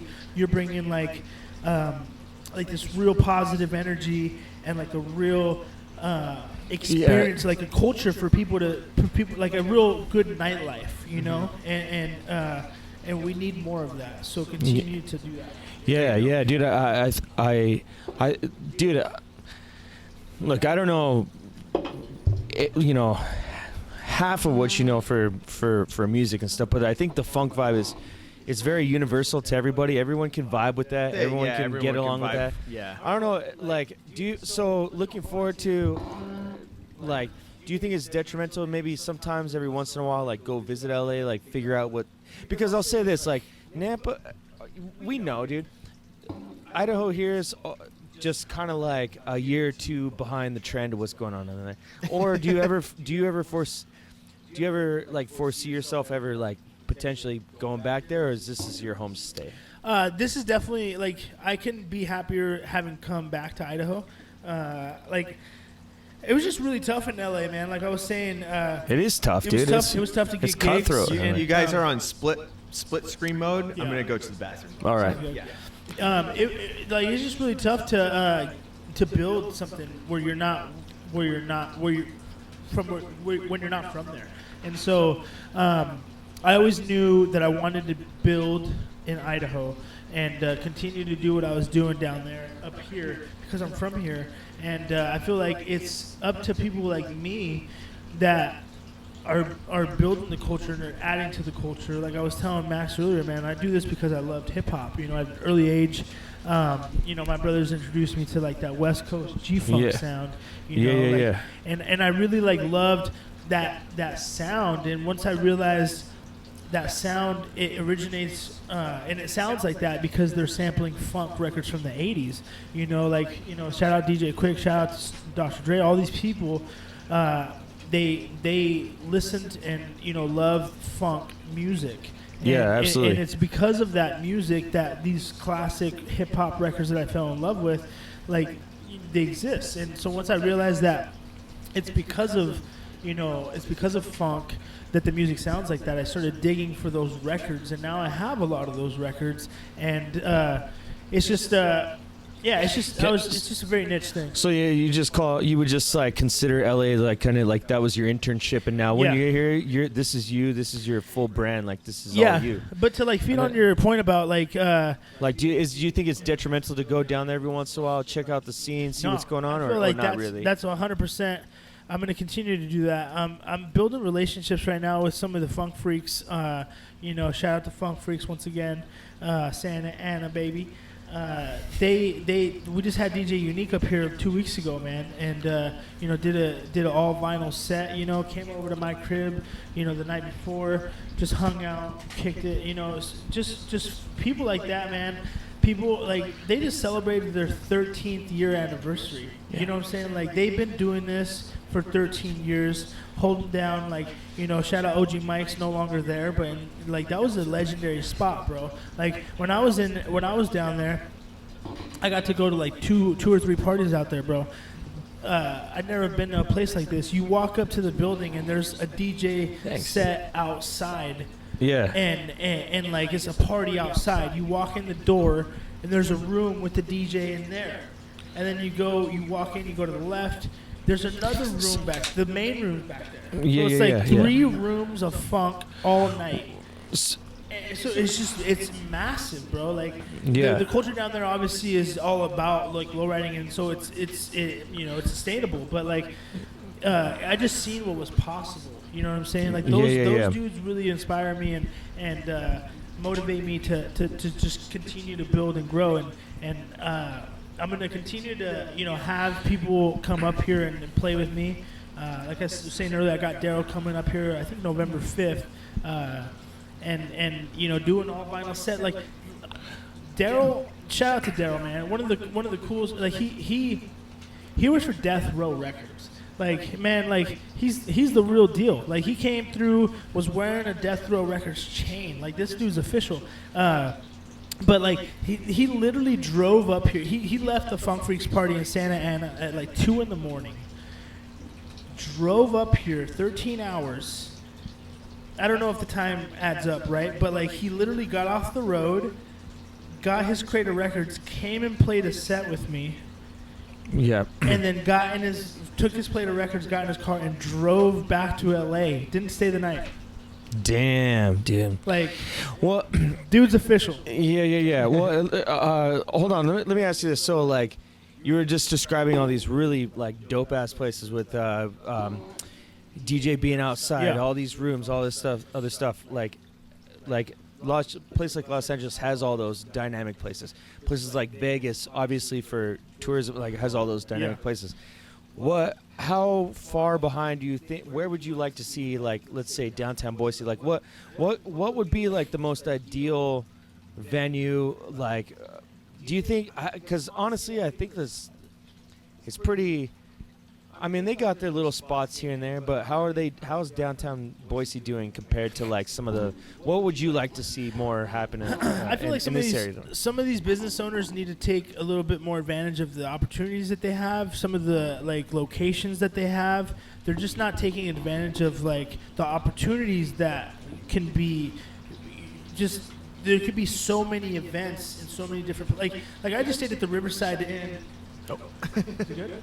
I think so. Hold on. I just stayed at the Riverside couple weeks ago, and it was great, and the pool was great. But like, I was just thinking, like, man, how cool would it be? Why don't they have any more pool party type of cool stuff? How cool would it be to have a DJ at the pool on a Saturday, and it's advertised every Saturday, 1 to 4 pool party? You know what I'm saying? At the Residence Inn, Robbie, this Saturday, we need to have it advertised where it's like, hey, balcony, pool, Saturdays by the pool is what I've been calling it. So, I mean, we definitely have the weather for that. I don't know. I do not know why there are 0 pool parties here. Yeah. And they could hype that up so hardcore, dude. We're definitely behind. Yeah. We're definitely behind. But, that's what I was telling Max earlier, man. I want to have a spot of my own, maybe eventually. Maybe eventually we can have a spot where I want to have a barbershop.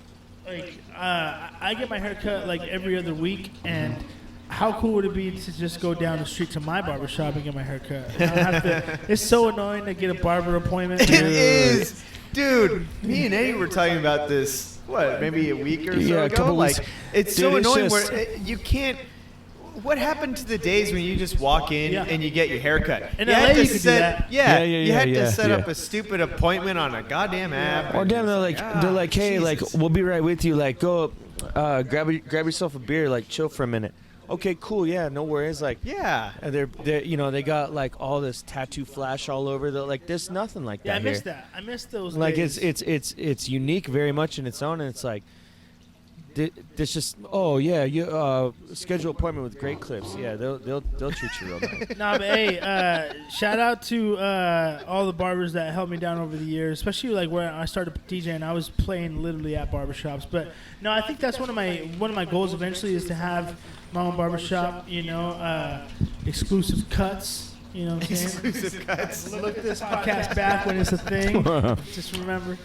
Hey, but dude, you could why couldn't you turn it into a little like low key speakeasy during the nighttime? That's exactly what I was gonna say. Okay, so like a lot of places in LA do this, and also when I was living here before I moved to LA, I was going to a lot of spots in Boise that were like restaurants during the day, and at night they'd clear out the tables and like have a DJ come in and be a dance floor and it'd be popping like, and it was like it was like mainly like Mexican like spots, like playing like Mexican music, but it was a good they had a good following. It was packed every Friday and Saturday night or whatever, and so that's exactly right. We need to do something where we can have like business during the day and then party at night. You know what I'm saying? Dude, yeah, I think there's huge value in that. You know what we really need in Boise?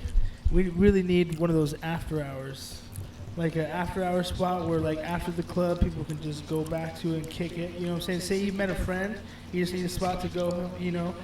Yeah, not. Like not because we all know like all that strip of bars down there. It gets so packed and crowded in there, and there's loud music, and you like just I want like a place to go like. Remember back in the day, like Pita Pit was like you would go back to the Pita Pit, and then like it was like more chill, Is it not like there anymore? It's not there anymore. Oh yeah, it got didn't it get replaced with a sushi restaurant? Yeah, it's something else. That was back in the day. Downtown Boise, when we used to do the cruise, Yeah. Man, last night I was sitting outside. They don't have that anymore. Well, they do have the cruise. That's what I was going to say. Last night I was sitting outside, like, one of the businesses right by the Mode, and I'm just sitting there just waiting to start my set, and I'm just, like, seeing dudes, like, younger dudes pass by in their, souped-up cars, revving their engines, and it's still like that, but...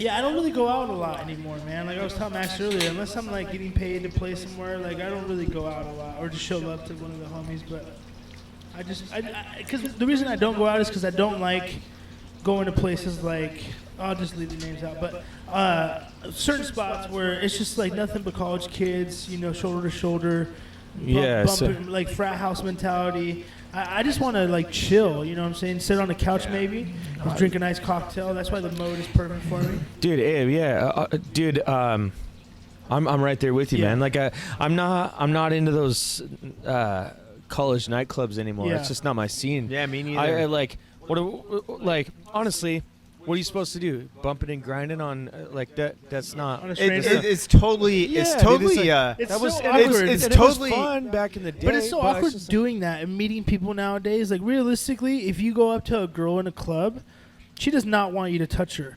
Like or that- even Not, most not of the times. nowadays. It's changed. Most Yeah, of the it's times, changed. most of the times, they don't even want you to talk to them. to. Talk to them. Yeah, Yeah. like, Especially if she's with a group of friends, you don't want to be that weird guy that's hitting on a girl in front of her friends. You'll be made example of. You know. Yeah, you'd be made to feel weird or something. You know? or get kicked out. But like most back in the likely. day, man, when I Yeah. was growing up, that was the only way to meet people was go up to them in public and introduce yourself and like Yeah. you know make a real connection with somebody. And you know I've met some people like that, and actually I prefer to meet people like girls.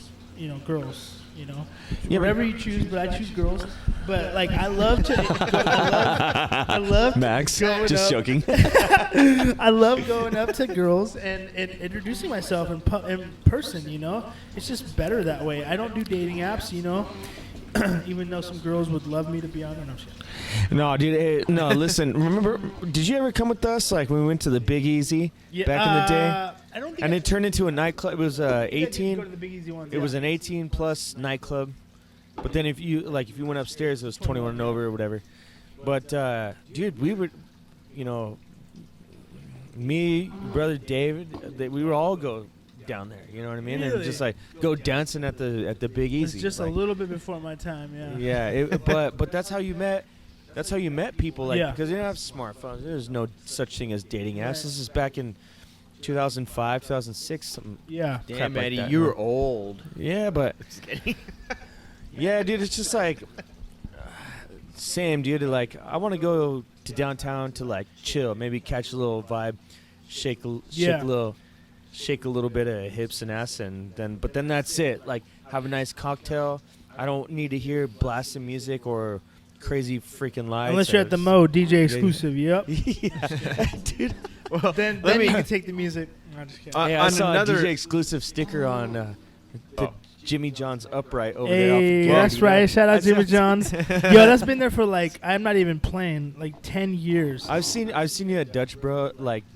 Yeah, Dutch Bros. Nah, I don't want to say F Dutch Bros, but they took it down. Oh. But no, the Jimmy John's one though. Shout out to them, man. Over the years, it's always been there. They never ripped it off, showing the boy love. You know what I'm saying? That's what's up, Hey, dude. but even shout out all my haters in downtown Boise ripping down my stickers. You know what I'm saying? You know who you are. It's all good. Yeah. On another note, I'd like to direct it towards Throwback Sunday, back when you two went to Laguna Beach. Hey. Oh, you want to go? You want to do a little Yeah. throwback on this fine Sunday? And you got to explain how Laguna Beach. Remember the MTV show?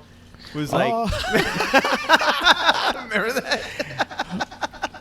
Okay, yeah, dude. Like man. There's this Let 'em show know, on Eddie, let 'em MTV. know. MTV called Laguna Beach. That was mid 2000s. Fucking man. obsessed with this show, dude. Like fine ass girls, and they were like they're living the Kush life. Like they're going wakes or like what was it? Not wake surfing, but like the Surfing. skimboarding. Oh, okay, Skimboarding. skimboarding. Oh, They're yeah, playing- that's They'd be right. playing golf. They're having like This is like the parties. bougiest like, shit ever, right? bougie parties. Limbos, I right? didn't even know what the fuck Trader Joe's was. Limos, back in the day. limbos. I meant But then- limos. Yeah. So we're watching this show here in Idaho, and we're like, I had already graduated high school at the time. And Abe, were you a year below me? Yeah, just was it 2 years? I think 3 actually. No, not you and my three. brother were seniors when I was a freshman. It was not. What year did you graduate? 2006. So it's 2 years. Okay. Oh shit. Yeah. So you were 2 years. under me. I went to Laguna Beach instead of going to my prom. So I was like, I don't know what I was like, hey, Abe, like, what do you got going on for your it's your senior, like you just graduated, like let's go fucking do something. And then we're just like, let's go to Laguna Beach, like we want to check this place out. We're like, fuck yeah, like let's go. It was all because of that And we show, planned wasn't the it? Trip, dude, we planned the trip. We drove down in my 1993 Ford Escort GT. And then I remember Abe, like when I picked up Abe, his mom like made us like 6 sandwiches. Yeah, she did. Shut up, She has like 4 or 5 sandwiches each. And then dude, that was back in the day when we were watching her. We were like listening to AFI. to AFI, yeah. Oh my gosh. We must have listened We to were our record like obsessed with that freaking album with the ant on the. dude. So, but back in the day, Max, like so I knew how to get down there, but once I was there, like I didn't really know where I was at. So we had That was we didn't before have- GPSs. we- You know, Yeah. they had a map, huh? we had like a legit like book map. I'm like, Abe, like figure out where the fuck we're at. And he's like, all right, we're here. So Max, so we finally make it down to Laguna Beach, right? Well, Dad had booked us a hotel room under his name. So like, and that works out really fucking good because mine and his name, like it's just I'm Dad, Dad's me, whatever the fuck. So we get there. We had an issue with that, remember? Yeah. He's like, oh, I was like reservation or Edwell, whatever. And he's like, okay, let me see some ID. So I handed him my ID, but I was like, You were like too young or some shit. I was right? too young. Yeah, I wasn't able to get the fucking hotel room. Like, did it have like our dad's age with the? No, it was just under his reservation name, Oh. which is my name too. But I Yeah. was too young to. Yeah, but it became an issue once we got there. Yeah. Oh. I was like, I basically told the guy, I was like, are you fucking kidding me? We just drove down here 800 miles to figure out that I can't get this fucking hotel room. I go, it's just me. and he, I remember that. the guy, he actually, Eddie talked him into it. to our credit, like he gave in and gave us the room. Yeah. Yeah. But we You're would've pretty- been- you're we would've pretty been good at screwed that, Eddie. Had he not, though, right? Oh, we would have been fucked. Yeah. Yeah. That Do reminds you me remember? of Do you remember when we were at the pool and I was like, "Hey Eddie, look, I can walk on water." He's like, check this out. Goes up to the pool. He's like, I'm gonna walk on water, and he puts his hands out like this, and then like steps on the water like super like slow, and I'm like, oh, and then he just fucking falls right the fucking. Who was that? What? It was tripping, dude. What? Was this like some guy at the hotel room? you know, It was I don't me. know. Oh, Did we end up? Did we get beer somehow? I think we did.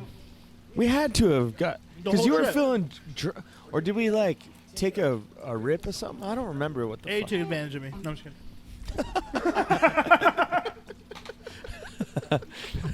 Dahmer. Oh my god. No, but dude, that same trip, Eddie broke his collarbone. no, you dislocated your Dislocated shoulder. his collarbone. Dislocated my shoulder. Yeah. Yeah. Can't take him anywhere. Dude, it was so bad. I felt Can't so take him bad, anywhere. Yeah, you remember ended that- up in remember that the one guy? Didn't you end up Dude, in the I- Laguna Beach hospital? No, it was at Huntington. Huntington, I think. A Huntington Hospital. Dude, yeah. I met a girl, like literally my friend, my homie's out upstairs with a broken, dislocated shoulder, and I'm out there macking on some shorty in the parking lot. No way. hey, remember we met that fucking guy who was like, I don't know what the fuck he was. No, He's I like- went and got us dinner and brought us back. Remember? Oh yeah, that's right. Pizza. No, but yeah. So we were doing skimboarding. Yeah. And I slipped and fell, and I dislocated my shoulder on the beach, Jesus. and was terrible. had to go to the hospital. He was so cranky afterwards. Yeah. Yeah, that was I brutal, mean, how could you not, man. though? That That's painful. fucking was not. Because fun, I remember dude. you couldn't get it back in. I couldn't. No. Yeah. Was So, his was his arm like limp, like Gumby? Yeah, like he Yeah, couldn't move It's it. just it's just out to the side, like the 'Cause I- socket is down here in your Yeah. armpit. Yeah. I remember the night when he got it dislocated in hockey. Yeah. And we had to drive him to the hospital. Yeah, it looked. It was messed freaky. up, right? Yeah, Yeah. it looked freaky. Like You basically yeah, like you don't socket. have a your shoulder is down here in your armpit. Yeah, it's like it's all sunken in. Yeah. yeah, that's freaky. Yeah, it's dude. not good. I actually, you were there. The last time I played hockey, I was skating backwards, and I went to take a slap shot. And after I took the shot, my momentum was going so far forward that I fell on this shoulder. But the first thing that made contact was like this shoulder bone right here. Your slap shot took your own legs out? Yeah, basically. It's that powerful. It's that powerful. Yo, Like, literally, it's that powerful. Fuck yeah, dude. Did you snap the stick? Yeah, all that. Nah, but listen, I messed myself up, man. Like, I literally had to go get x-rays, like, weeks later. I should have gone immediately, but, like, I don't like going to doctors for nothing. But I freaking am basically, like, offset now. I'm like this. But, like, it's hardly noticeable. But Yeah, dude. I mean, shoulder problems is just tough to come back with. yeah. What they said was I probably have, like, some tearage in my cartilage. Because at first, when I was going like this, it was, like, kind of clicking. Yeah. So it was like grinding on the tear. Yeah. But I don't know. I don't really notice a click anymore. But like I said, Mexicans don't go to the hospital. So. Yeah. Well, but I injured my Your shoulders. Uh-oh. Cut Max off. No. So Max, are you drunk? No. During CrossFit, doing muscle ups. You know what a muscle up is? Pull-ups or? Well, they're with the rings and you like. Oh, yeah. Yeah. But anyways, I was doing those and I came down uneven, and like it felt like I dislocated my shoulder. Oh, because one of your arms yanked. Yeah, not at the yanked same out. time. Yeah. And well, it popped back in obviously, but like ever since then, it just like it felt weak. Like I couldn't even like hang on to the bar. I felt like there was no bone structure. Like my socket was just gonna pop out. Sheesh. So that took like 6 months to heal. I didn't go to the doctor either, but Yeah. Back to the Laguna Beach story, Eddie. Oh yeah, dude. I think there was one time. So Max, we had this grand plan of like we're gonna run into these cast members on So we're like, you guys actually thought that. we're like driving around trying to find all these houses and shit. Like we didn't. How stupid are we? So dumb. We didn't find shit. We didn't know shit. Like nothing. I think at one point we got told to like not come down this street or some shit. No, like Laguna Beach is so nice. You can't just drive up any of those streets. Like there's gates at the beginning of the streets. Yeah, it was just like you literally can't go there. Can't go up. it was a total bust. I mean, but at the Funny. I mean, to be fair, we hung out. If you've never been to Laguna Beach, it's absolutely beautiful. Yeah, right anywhere there. you're Like, at is just you just look around and it's It's absolutely almost like yeah. white sand beaches. It's like paradise. I tell people if you've never been there, it's literally like paradise on the United States. Yeah. Yeah. But that's hilarious But I that you remember- guys actually had like thought We that felt you like we were gonna you run were into gonna something. run we into were like, we someone were gonna from immerse this ourselves show. in this culture. Like we were just like It's gonna so funny. become homies. But dude, hey, remember you have to remember this one guy that we met out on the beach where he was kind of like he was like giving shout outs to everybody. Oh yeah, you know my guys in the 105s and the Sun, and he's like, where you guys at? I go, oh, we're from the 208, and he's like, oh yeah, 208 Portland. Do you remember that? I don't remember that. We're like, no, dude, we're from Idaho. It's such an. I can't believe you don't remember that. I don't dude. remember that. It's Oh, very man. random to remember, Eddie. Yeah, he was like, we were just like hanging out, and then he fucking started coming up and talking to us and shit. He was like, all tatted up. He must have been on drugs or something. You know what's crazy about that trip though, man? Is like that trip kind of like put that battery in my back to make me want to go live there. Yeah, dude, same. Abe, for real, like. Had I not gone there, I probably wouldn't have moved there years later. Like, are you talking about L.A.? Yeah. Yeah, dude, because in the back of my mind, I thought to myself, like, as we left there, I was like, hey, like, I'm gonna be here at some point. Yeah. I just don't know how or when, but I'm just gonna like, I see myself here. Yeah. And sure enough, dude, it happened for both of us. Yeah, and you know the time that it happened for me was a really crazy point in my life because I was experiencing a lot of loss in my family. People just kept dying, and I just kept feeling like, man, I gotta. And a lot of people lived in LA, you know, and I was just like, man, like these people are my family, and I don't really know them as well as I should know these people, and I haven't shared very many experiences with them, so I feel like I need to go down there and make some experiences with these people before, you know, it's too late. And I was like, it might be already too late. Like some of these people are already dying. Like, you know, some of my cousins like are losing their parents at such a young age, and for whatever the case may be. But just life is just different down there, man. Like the lifestyle's just so fast. You know what I'm saying? You get lost in it. Like Eddie and I, we saw each other in 2 years, maybe like 3 times. Yeah, 3-4 times, something like that. And it was just like you get like, and it's not even like anybody's fault, but you get caught up in like your own little life. Like sometimes people don't even leave like the little city that they live in because they work in that city. You know what I'm saying? The bank's in that city. Everything, the school's in that city. Like everything that they do is in that little town. So there's no reason for you to go to Pasadena for the day. Like I have cousins that live in Pasadena that never been to the beach or never go. It's like a one time a year thing. Yeah. No, dude, you're absolutely right, man. Like you have to experience it to understand it. Like you get so caught up in your own shit, like and you're hustling and you're just like everything's on the go. You have to like tell yourself, all right, I'm gonna like calm down, but you can't. You know, I don't know. It's hard to explain. Yeah.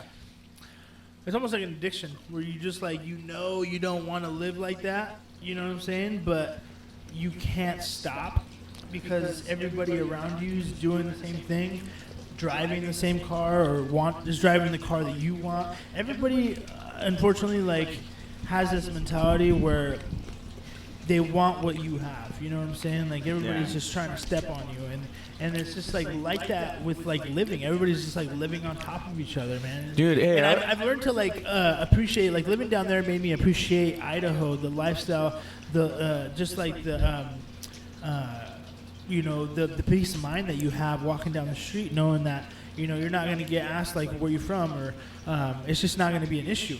You know what I mean? People are just like happy and peaceful, and you know, in order to have that down there, you have to have millions of dollars. You know what I'm saying? Be away from all that nonsense. Yeah. Hey, I like the way you put that, Abe. Actually, like what you just said. Like, you know that's not the way you want to live, but you're like, you kind of like like this is an ideal, but this is my life now. Like you have to go, you kind of have to go with it. Like, otherwise you're gonna get eaten alive, man. Yeah. Or you have to stay at house. Just settle. After a while, you kind of just settle, and you know, I don't like that word. I don't like settling for what, you know, what you've been served or whatever. Like, you have to go out there and like go after the things that you want in life. You know what I'm saying? And like, that's what like why, you know, why I take myself so seriously and what I do is because, you know, people that I look up to, people that, you know, are considered legends, they are who they are because, one, they believe in themselves, and two, they're like super talented. But like, they're just like you and me, you know what I'm saying? They're just regular people, but it's that belief in yourself, and it's that persistence, and like keep going for what you feel you deserve in life. You know, that's what gets you to that next step, you know what I'm saying? And yeah, man, I feel it's important to just like believe in yourself and not let people that hate on you stop you from where you're trying to get in life. Well, because if I would have stopped, like if I would have listened to, like, dude, I've lost a lot of friends along my journey because they would tell me like, why are you buying records from the 80s, bro? Nobody wants to listen to that music in downtown Boise. I'm like, who's laughing now? You know what I'm saying? Yeah. Like, I'm booked every weekend, and that's what I'm playing, and people dig it. Well, I was gonna interrupt just a little bit and say my favorite quote is from Steve Jobs. Yeah. You know who Steve Jobs is, right? Yeah, the Apple guy. Yeah. He has this quote that stuck with me, and he said, "It's the people who are crazy enough to think they can change the world are the people who do. There you go. You know? Steve Jobs was into psychedelics. I don't know if you know that. Yeah, he was. Yeah, I read his book. Because of psychedelics, he started Apple. Yeah, I read his book. He was a nasty hippie. At one point, he got, if I'm not mistaken, because he used to work for Atari before he started Apple, you know? Yeah. And he got like HR complaints because he never showered. Oh, really? Like, yeah, he just stunk. He's stinky boy. Literally a nasty hippie. Yeah, he was a nasty hippie. Stinky. But it's a shame that he's not alive today because I think he would have been a really good leader today. But he was so much of a hippie that he just didn't believe in medicine, and cancer took him. You know. Yeah. And that was his fatal mistake. Do you believe in that? Do you believe that like natural medicines and stuff can heal you just as much as things, or should you just not to the extent that Steve Jobs believed because he's dead now? Right. But I do think he really believed. Yeah, he really believed. He truly believed that eating fruits and stuff was gonna save him, and yeah, he admitted before he passed away. Yeah, he fucked up. Like there is some. But I don't. You know, I don't really believe that there's any one true. I do serum think to everyone's different health. There's a balance, I think. Listen, what may be good for you, Abe, works for you. What may be good for you, Max, might works for you. Yeah, everybody's What's good different. for me is Yeah. everybody's different. 100%. And a lot of that is honestly like we're all in the pursuit to try to live as much as we possibly can. But to be honest, like a lot of that can be a stroke of luck also. Like it just, you know what I mean? I don't think that there's one formula for everyone to last forever. You know what I was thinking about the other day? I had this I'm always thinking different stuff, but like I had this thought that I was like, what if you met somebody that was just like crazy rich, right? And you just met them randomly one day at the store, and you just become really good friends with them. And then next thing you know, you're on jets with them. And you're like, does that happen? Does that happen for people? You think that's like a story that people are telling? You know, it's kind of funny that you mentioned that because I was actually listening to a Joe Rogan podcast last night. Yeah. They talked about that where kind of what you're talking about, but it turned out to be a horror story where a homeless guy got into a relationship with a really wealthy woman, and then he ended up killing her. But oh, I think I remember that. Yeah. I watched that episode too. Yeah, what was it? It was with a comedian, right? Hans Kim, I think. So, yeah, the Asian comedian. But yeah, it was. That's. I mean, I guess that's possible, you know. But the other funny thing is Jeff Bezos, the Amazon guy, his ex-wife, who's worth $30 billion, giving away all her money. Yeah, divorced her new husband. Yeah, which was a teacher or something. But right. And that's where Joe Rogan was saying they're joking about that, right? Yeah, they're joking about that, and they're like, okay, it's how. If you're a woman that's worth that much money, you are the biggest target for predators. Dude, how do you can't get a relationship, at all. Because, men are just going to be after your money. I feel like that's the problem with also men. Yeah. I feel like that's kind of the problem with having money is people can't see past that. Yeah. They see you with money and they want to be around you. And it's kind of like that with drugs, the same thing. People know you have something, they want to be around you. And once you don't have that money, they don't want to be around you.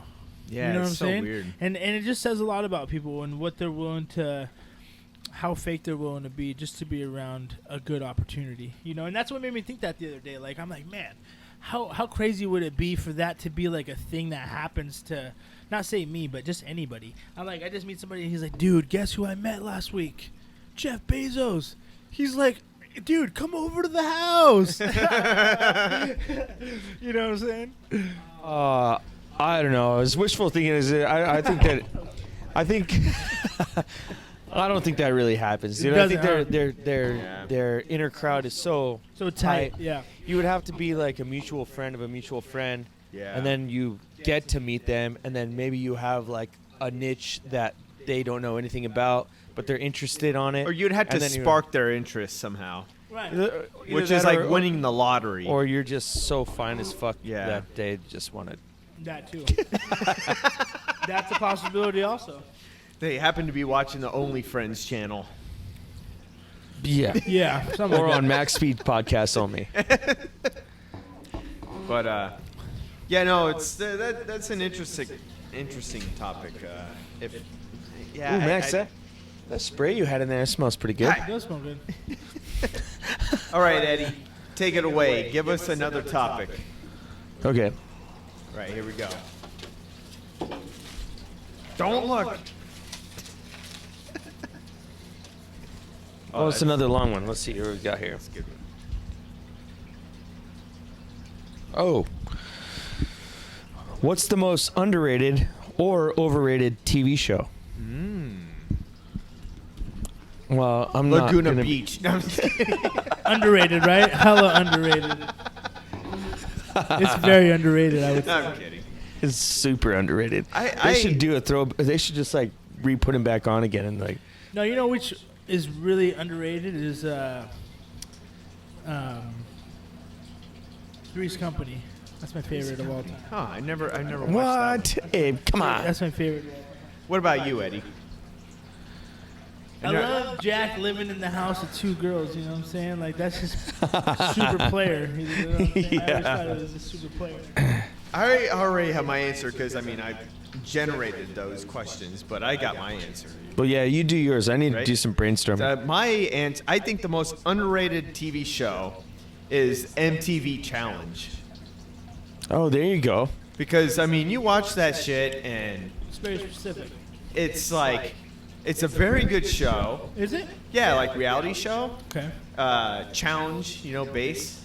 Like, It was like elimination challenge. Oh, no, I did like that. That's what I'm talking Yeah, but just to think that like people have to come up with all that shit, you know? Yeah. I don't know. I think it's a completely underrated. I think it's the best reality show ever. So, this is off kind of off. Go ahead. Oh, sorry. I'm gonna just say this. Like the most overrated, stupid ass show is like America's Got Talent. Like, yeah, or American Idol. Or yeah. Are you really that fucking bored that you have to sit there and watch these? No, I'm not saying about the talented people. They're very talented. The performers are The people that talented. watch them, though. No, yeah, like this. You're really gonna like sit there and look at four judges that have their opinion about such shit, and like, oh, vote to text, blah blah blah. It's like, fuck off. Like that is the worst. The worst idea. Like you couldn't come up with another fucking TV show idea. But hey, It's overrated. It's simple. It's simple. I don't give a two Hey, flying can I- shits, dude. Can I tell you guys a story? That Okay, yeah, sorry. Okay, so something. I always have crazy things happen to me, but one time I was in Hollywood, right? I went to Hollywood to like go record shopping, and then I was just doing my thing down there, right, putting stickers up and stuff. But anyway, so like I'm over there, and I go to this coffee shop, man, called Phil's, and Phil's was kind of all over LA, but like kind of in like nice places, you know. Really good coffee spot. And I'm sitting there drinking a coffee, and this dude comes up to me, and he's just like, he's an older man. He's looks homeless. You know what I'm saying? Like his, you know, like it was like before hipster was like really a thing, but it was like past hipster was like basically homeless, right?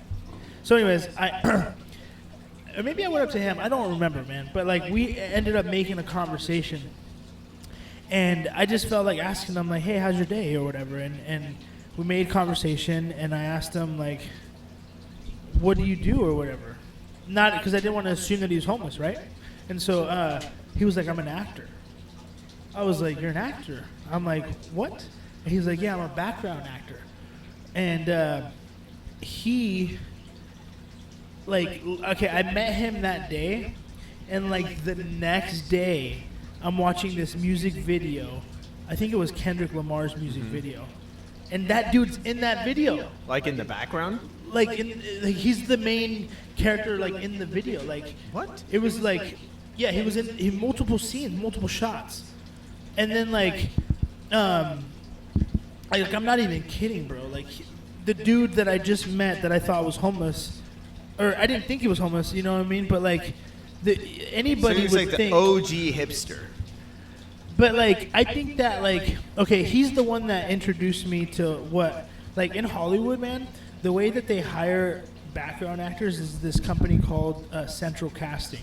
So anybody can be an actor, basically. Yeah. You sign up for this thing, and if you're on like a call list or a text list, and then they're looking for a certain and type if they're of looking person for a certain build type or of whatever. person, you send like a picture of yourself, and if they say yes, then you show up that day, and you just get to be in a movie or That be in makes a sense. TV show or whatever the case may be. And so this guy was working; he worked through them, but the fact that like literally I watch a music video, man, of one of the most popular artists, and this dude's in the background. You know, that's interesting that you say that because I never even thought about that. There's probably people who make a living just being in the background of just shit. 100%. Just like He was telling me he was What the doing heck? movies. Like he's done movies where he's just in the Wow. background. yeah, you're just walking around in the background. Yeah. Yeah. It's so interesting, man. It, Never even thought of that. yeah. It's crazy because in Hollywood you can make a career of a lot of things. You know what I mean? Wow. Like we were saying earlier, like some DJs, they just DJ Monday through Sunday, and it's just a different spot. And sometimes it's not even in Hollywood. Sometimes it's at a random place in like, I don't know, Rancho Cucamonga or something. Like, but you just have to be willing to make that drive. And like if Yeah. you do make the drive, you're paying, like your light bill or your water bill. You know what I mean? And the next day you make your half of your rent. You know what I'm saying? Or whatever. You know what I'm saying? Or you got to just keep building. You got to keep working. But down there, it's definitely a grind. Wow. Yeah. Yeah. Guy, I had a topic in the back of my mind and I forgot what it was. Shoot, I don't remember what. It had something to do with the same thing that we were talking about, but I don't remember. Oh, it's all good. Must have not been important. Eddie, what's up with you? Who you been dating or what's up? Shout her out real quick. Hey, you know what, dude? Honestly, it's been a very coming up this week's been a year since I've been single. Nice. That single life, baby. Yeah, man. Boy, what a. I can say this. It's probably like the longest amount of time that I've taken to be with, for just on my own. Right. Like, That's really always good, man. Really going through like. Right, Max? Going through a hard time, and it really took a while for that to. And there's never ever like I'm not saying I have 100% days anymore, but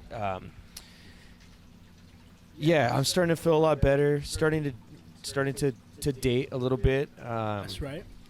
And just truly find somebody that really connects with my type of style, vibe, that type of thing, rather than just to jump into something. That's what it's about. Yeah. Taking your time. Yeah. Yep. So that's just kind of where I'm at right now. Nice, man. I feel like I'm on the same boat, too. I've been single so long that sometimes people think that, like, I don't like women because they don't see me with women. But I don't like to put up, like, a lot about, like, my personal life like that. Yeah. Like, on my social media, I'll never really post girls like that. I just don't like people knowing my business, really. But Yeah. I have been dating, probably lately more than ever. Like, it's just it's been nice going on dates and meeting people, and most of the time it's like really organic and genuine, like just meeting somebody and then like, hey, let's go out sometime, and it's like, you know, not having to like, you know, text with somebody all day and night. You know what I'm saying? I don't like doing that. I don't like communicating over text messages. I don't either. I was telling Eddie. I mean, for me, I'm off and on. Yeah. You know, right now I'm kind of like, I feel like I'm getting back into it, but it always seems like I'm in like this like rest mode where I don't like the texting. I'm with you. Like I don't like the texting. I don't like the, and then like there's no context to it. Yeah, and then like my brother was saying to me all the time, it gets exhausting when you're messaging like 5 women at a time, and you're just like, what, you know? And then the worst is when you start confusing them. Right. And then it's game over, you know. And then you're like, all right, well now I need to take a break. Well, you don't be so much of a pimp then, Max, and you won't have that issue. Damn, dude, 5 5 at a time? girls, bro. Damn. Come on, show me your way. I get tired of just like. I know. Maybe it was an over exaggeration, like, but I'm just, you know, two of them is just like, oh. Yeah, 2. At the end of the day, look, like, if we're vibing, cool, let's meet up. Like that's it. Mm-hmm. And if not, then it's a waste of my time. Like I just because you can't start a relationship, or I'm gonna just say a relationship with people, because every time you come in contact with somebody, that's considered a relationship. What is your relationship with them? Oh, we just met for the first time. Yeah. Oh, we become friends. That's a relationship. Like that, like, you know what I mean? Mm-hmm. But there's no way to gain upon that unless you see them in person, and then you can start to figure out what that connection is with that person, you know. And so much today is like, it's all like you get this euphoria of like getting all these people, you know, but like it doesn't. At the end of the day, most of the time, it doesn't really amount to anything. Yeah. Yeah, like I think like you said, Eddie, I completely relate to you. Like it's either too many, you're contacting too many women at once, or and then on the same side, like you can't, none of them want to meet you. And then it's like, none of the 5 want to meet you. Yeah. So then you're like, well, this was all for nothing, and then you go on like a 5-month break, like fuck this shit. You know what's crazy though? You know? And I heard this on a comedy special recently, and it's so true. Like he said, everybody nowadays is so scared to commit to somebody. Yeah. Because they're so scared that the next best thing may come. Yeah, it's dude. Yeah, it's the what is it called? The grass is always greener on the other side. Well, grass is always greener on the other side, but it's also the paradox of choice. When you give people too many choices, they regret the choice that they make. Right. You know. Here's the thing. People are like telling you, oh, you need time for yourself. You need time to like heal from all this. Like, yeah, that might be true a little bit. But here's what I'm getting scared about is I think more and more time to myself is making myself realize that I actually really value my time to my motherfucking self. Right. And I am enjoying dating, and this is what I'm speculating. I'm not saying this right now, but it's like, well, why do I need to commit myself to somebody when have I multiple women, when I can be dating and I just can do whatever I want, right? And does that ever? Oh no, do you feel like you could go down that rabbit hole? Like, which I don't want to. I'm down that rabbit hole. You're a player. No, I'm not a player. It's the player life chose you. You had no choice. No. Eddie's right. Like where you get content with just living with yourself, and then, yeah. I don't know. It's yeah. The thing Anyway. is like I can totally relate, man, because I love being by myself. Anytime that you see me, I'm by myself. Anytime you see me in my car, nobody's with me, because I don't like waiting on people. That's one of my biggest pet peeves. Is I don't like telling you I'm gonna be somewhere and then waiting on you. So I just rather avoid that, and then I don't like working around people's schedules, and so I'd rather just like be by myself. You know what I'm saying? Yeah. But when it comes to like having somebody, like I'm getting older, you know what I'm saying? Like I want to have a family, and so I'm looking for somebody that I can probably potentially have a family with, and you know, like buy a house and you know, keep doing what I'm doing, obviously. But yeah. Exactly. I mean, I feel like I'm in I'm in the same boat, but I'm definitely the same boat. I would like to settle down with somebody, and you know, same feels, dude. Like sooner better than later, you know. Yeah. Wait, yeah, show no, it again. I get I you. didn't see the. Oh shit! Look at that. What's up? Yo, how long we been going, Max? CrossFit? No, how long have we been going We're going for what? on the The podcast? podcast. Oh. No nuts, Jesus. It's 2 hours and 31. 2:31. Yeah, 2:31. Wow. Okay, well, Yeah. I'm gonna probably check out on this All right. one. Well, we're running low on beer. I know that for sure. Oh, okay. Just real quick, I want to shout out. I want to shout out my Instagram, so that way people know where to follow me, where to find me. Exclusive Life LA, no E on the beginning of exclusive, just XCLUSIV, Life LA. I was saying earlier, the hats are for sale. Eventually, I'm going to have my website, so you can just cop them on there. In the meantime, DM me if you want one, or you know, just get them at all my gigs. Shout out to the couple people that bought hats last night. I really appreciate that. Like I said earlier, seeing my brand all over the city is incredible. Yeah, appreciate you for having me, Max. Thanks, you, bro. All right, man. Yeah. Sweet.